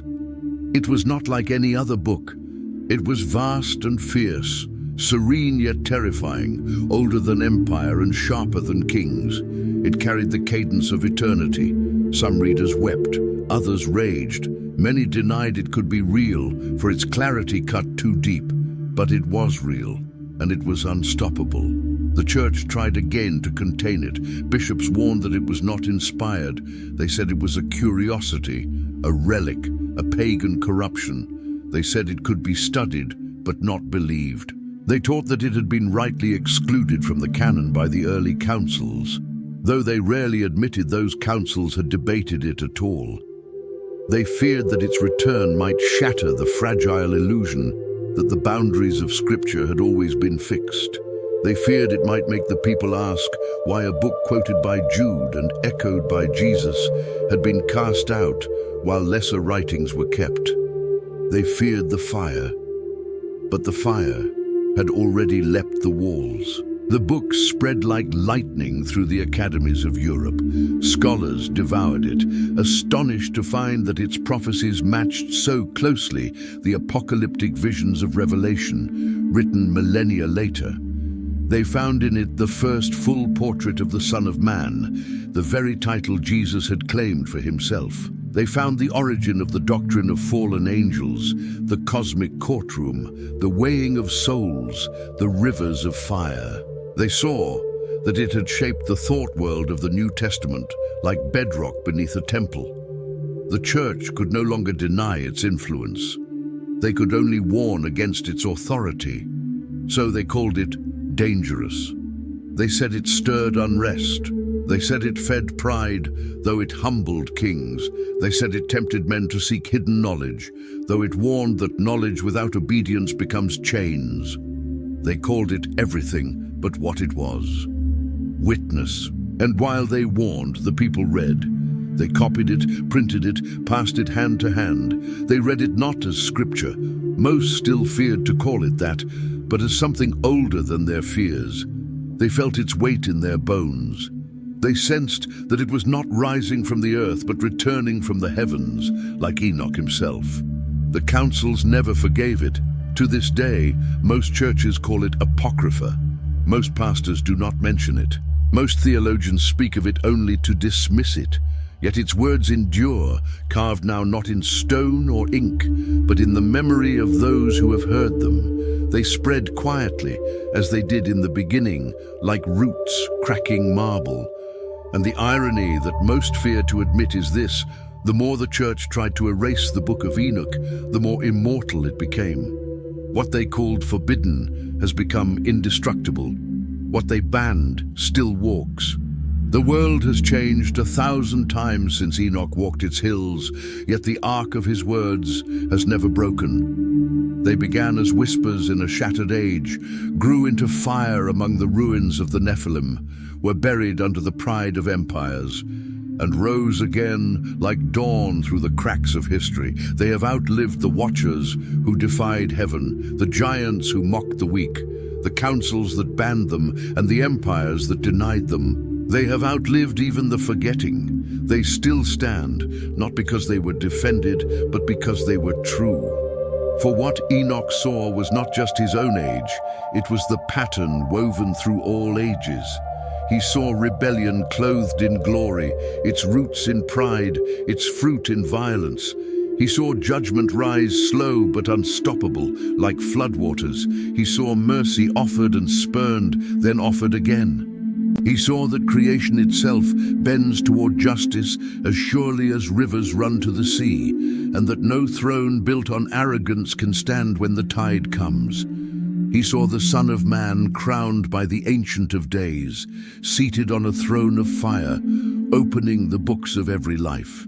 He saw kings tremble, angels bow, and the meek rise like stars. He saw the world burned clean, not to destroy it, but to heal it. He saw the earth remade, death broken, tears wiped away. He saw the end, and beyond it, The beginning. These visions have passed through centuries like lightning frozen into crystal, silent yet blazing. They shaped the faith of the ancients, whispered to the prophets, echoed on the lips of Jesus. When he called himself the Son of Man, the people remembered Enoch's prophecy. Behold, he comes with 10,000s of his holy ones to execute judgment on all. When he spoke of thrones, of books, of angels cast down, they heard Enoch's cadence. When he said the meek would inherit the earth, they heard Enoch's hope. And when he ascended into the heavens, vanishing into the clouds, they saw in him the mirror of Enoch, who had walked with God and was not, for God took him. The line was unbroken. The one who foresaw the judge vanished into heaven. The judge himself rose from the grave and ascended the same way. Even now, as the world roars with noise and rushes toward its own pride, Enoch's words stand like stone pillars in the wind. They say that justice is patient but not asleep, that mercy is real but not endless, that the judge delays not because he forgets, but because he is kind. They say every deed is recorded, every cry heard, every tear noticed, every injustice marked for reckoning. They say that nothing is lost except what refuses to be found, and nothing is beyond redemption except what will not bow. They say that the Most High does not measure by crowns or monuments, but by humility, by obedience, by love. They say that the meek are stronger than the mighty, because they will still be standing when the mighty are dust. Enoch warned that the world would forget and rebuild pride again and again. It has empires rise, repeating the boasts of the giants, claiming they cannot fall, but they fall. Towers reach for heaven, and heaven scatters them. Thrones declare themselves eternal, and time grinds them to powder. And always in the ruins, someone finds Enoch's words and remembers. Always, after the noise, the whisper returns. Because the whisper was never his, it was the voice of the Ancient of Days, carried through the mouth of a man who would not stop walking with God. Now his words walk ahead of us, pointing toward what even he could not fully see. He said the books of heaven would be opened, that every soul would be weighed. Revelation echoes him, the dead, great and small, standing before the throne, the books opened, the sea giving up its dead, the judge seated on white fire. The prophecy has not dimmed, it waits, like thunder coiled beyond the horizon. Enoch saw that the judge will not only condemn, but restore, that he will burn away the corruption, not the creation. He will not discard the world, but cleanse it, not erase the story, but rewrite its ending. And when the smoke clears, the meek will inherit the earth. The wolf will lie down with the lamb. Swords will be hammered into plowshares. Tears will be wiped from every eye. Death will be no more. This is the heart of Enoch's witness. That judgment is not the end, but the doorway to restoration. That wrath is not the opposite of love, but its armor. That God does not punish because he delights in pain, but because he refuses to let evil become eternal. Enoch saw that mercy unguarded becomes indulgence, and justice without mercy becomes cruelty. But in the throne of the Ancient of Days, they are one. He saw that the final fire is not to destroy life, but to burn away everything that destroys it. He saw that even the ashes will grow gardens again. And he saw that only one thing survives the fire, walking with God.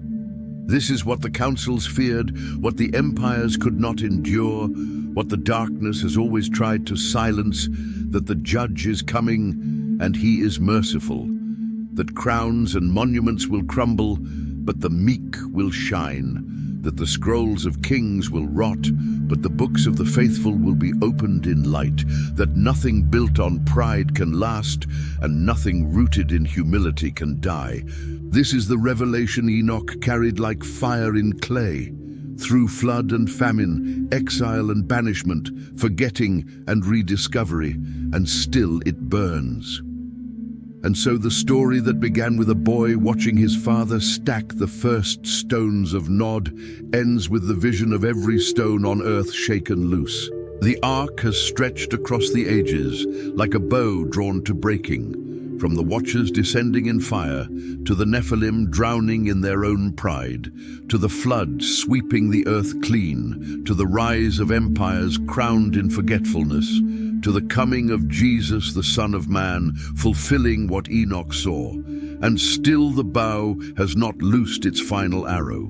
It waits. The string trembles. The fire holds its breath. Enoch said the books of heaven are not closed. He said they lie open before the throne, and every day more lines are written. Every act of mercy, every hidden betrayal, every tear, every kindness unseen by men, but blazing in the sight of the Ancient of Days. He said the judge delays not because he forgets, but because he waits for repentance, for even one more soul to turn. But the delay is not forever. The river of time has an appointed mouth where it spills into eternity. And beyond that mouth is the courtroom he saw, the throne of fire, the sea of glass, the millions of shining ones, the Son of Man opening the books. Revelation echoes it with unflinching clarity. The dead, great and small, standing before God, the books opened, the book of life, the second death swallowing what refuses life. This is what Enoch carried through the ruins of the old world, that every empire ends, every monument crumbles, every throne falls, but righteousness endures. That justice may be slow, but it is certain. That mercy may be patient, but it is fierce. That what you build on pride will burn, and what you build on obedience will shine. He did not promise safety, he promised truth. He did not offer escape from judgment, he offered its map. He did not say the flood would pass you by, he said righteousness floats. And now, across millennia, his voice still walks. It walks through the pages of Jude, through the thunder of Revelation, through the cracked scrolls found in forgotten caves, through the whispers of the faithful in every age. It walks beside you even now, speaking the same quiet command he gave to his own children in the shadow of the fallen giants. Walk with God while the path is still here, for the path will not always be here. One day it will lift from the earth like a bridge drawn back, and the judge will stand, and the books will close, and only what walked with God will remain. This is Enoch's legacy, not the mystery of his vanishing, but the clarity of his witness. He saw that heaven is not impressed by crowns, but by humility, not swayed by noise, but by obedience, not conquered by rebellion, but by love. He saw that the meek will inherit the earth because they are the only ones who will still be standing when the fire passes. He saw that the judge is coming, and he is merciful. And he saw that you, too, are being written in the books even now. So the man who vanished is not gone. He walks ahead, on the other side of the fire, waiting with the one he foresaw. And his words remain behind like torches planted in the dark, marking the path for those who will walk with God. If these words have stirred something deep within you, if they have awakened your longing to walk closer with God, to live with eternal purpose, and to prepare for the day when the books are opened, then do not let this moment pass. Subscribe to this channel now. It is a way to stay close to stories like this, to be reminded daily of eternal truths, and to be blessed each day with words that keep your heart anchored when the world shakes. Walk this path while it is still here, beginning now, with one simple step.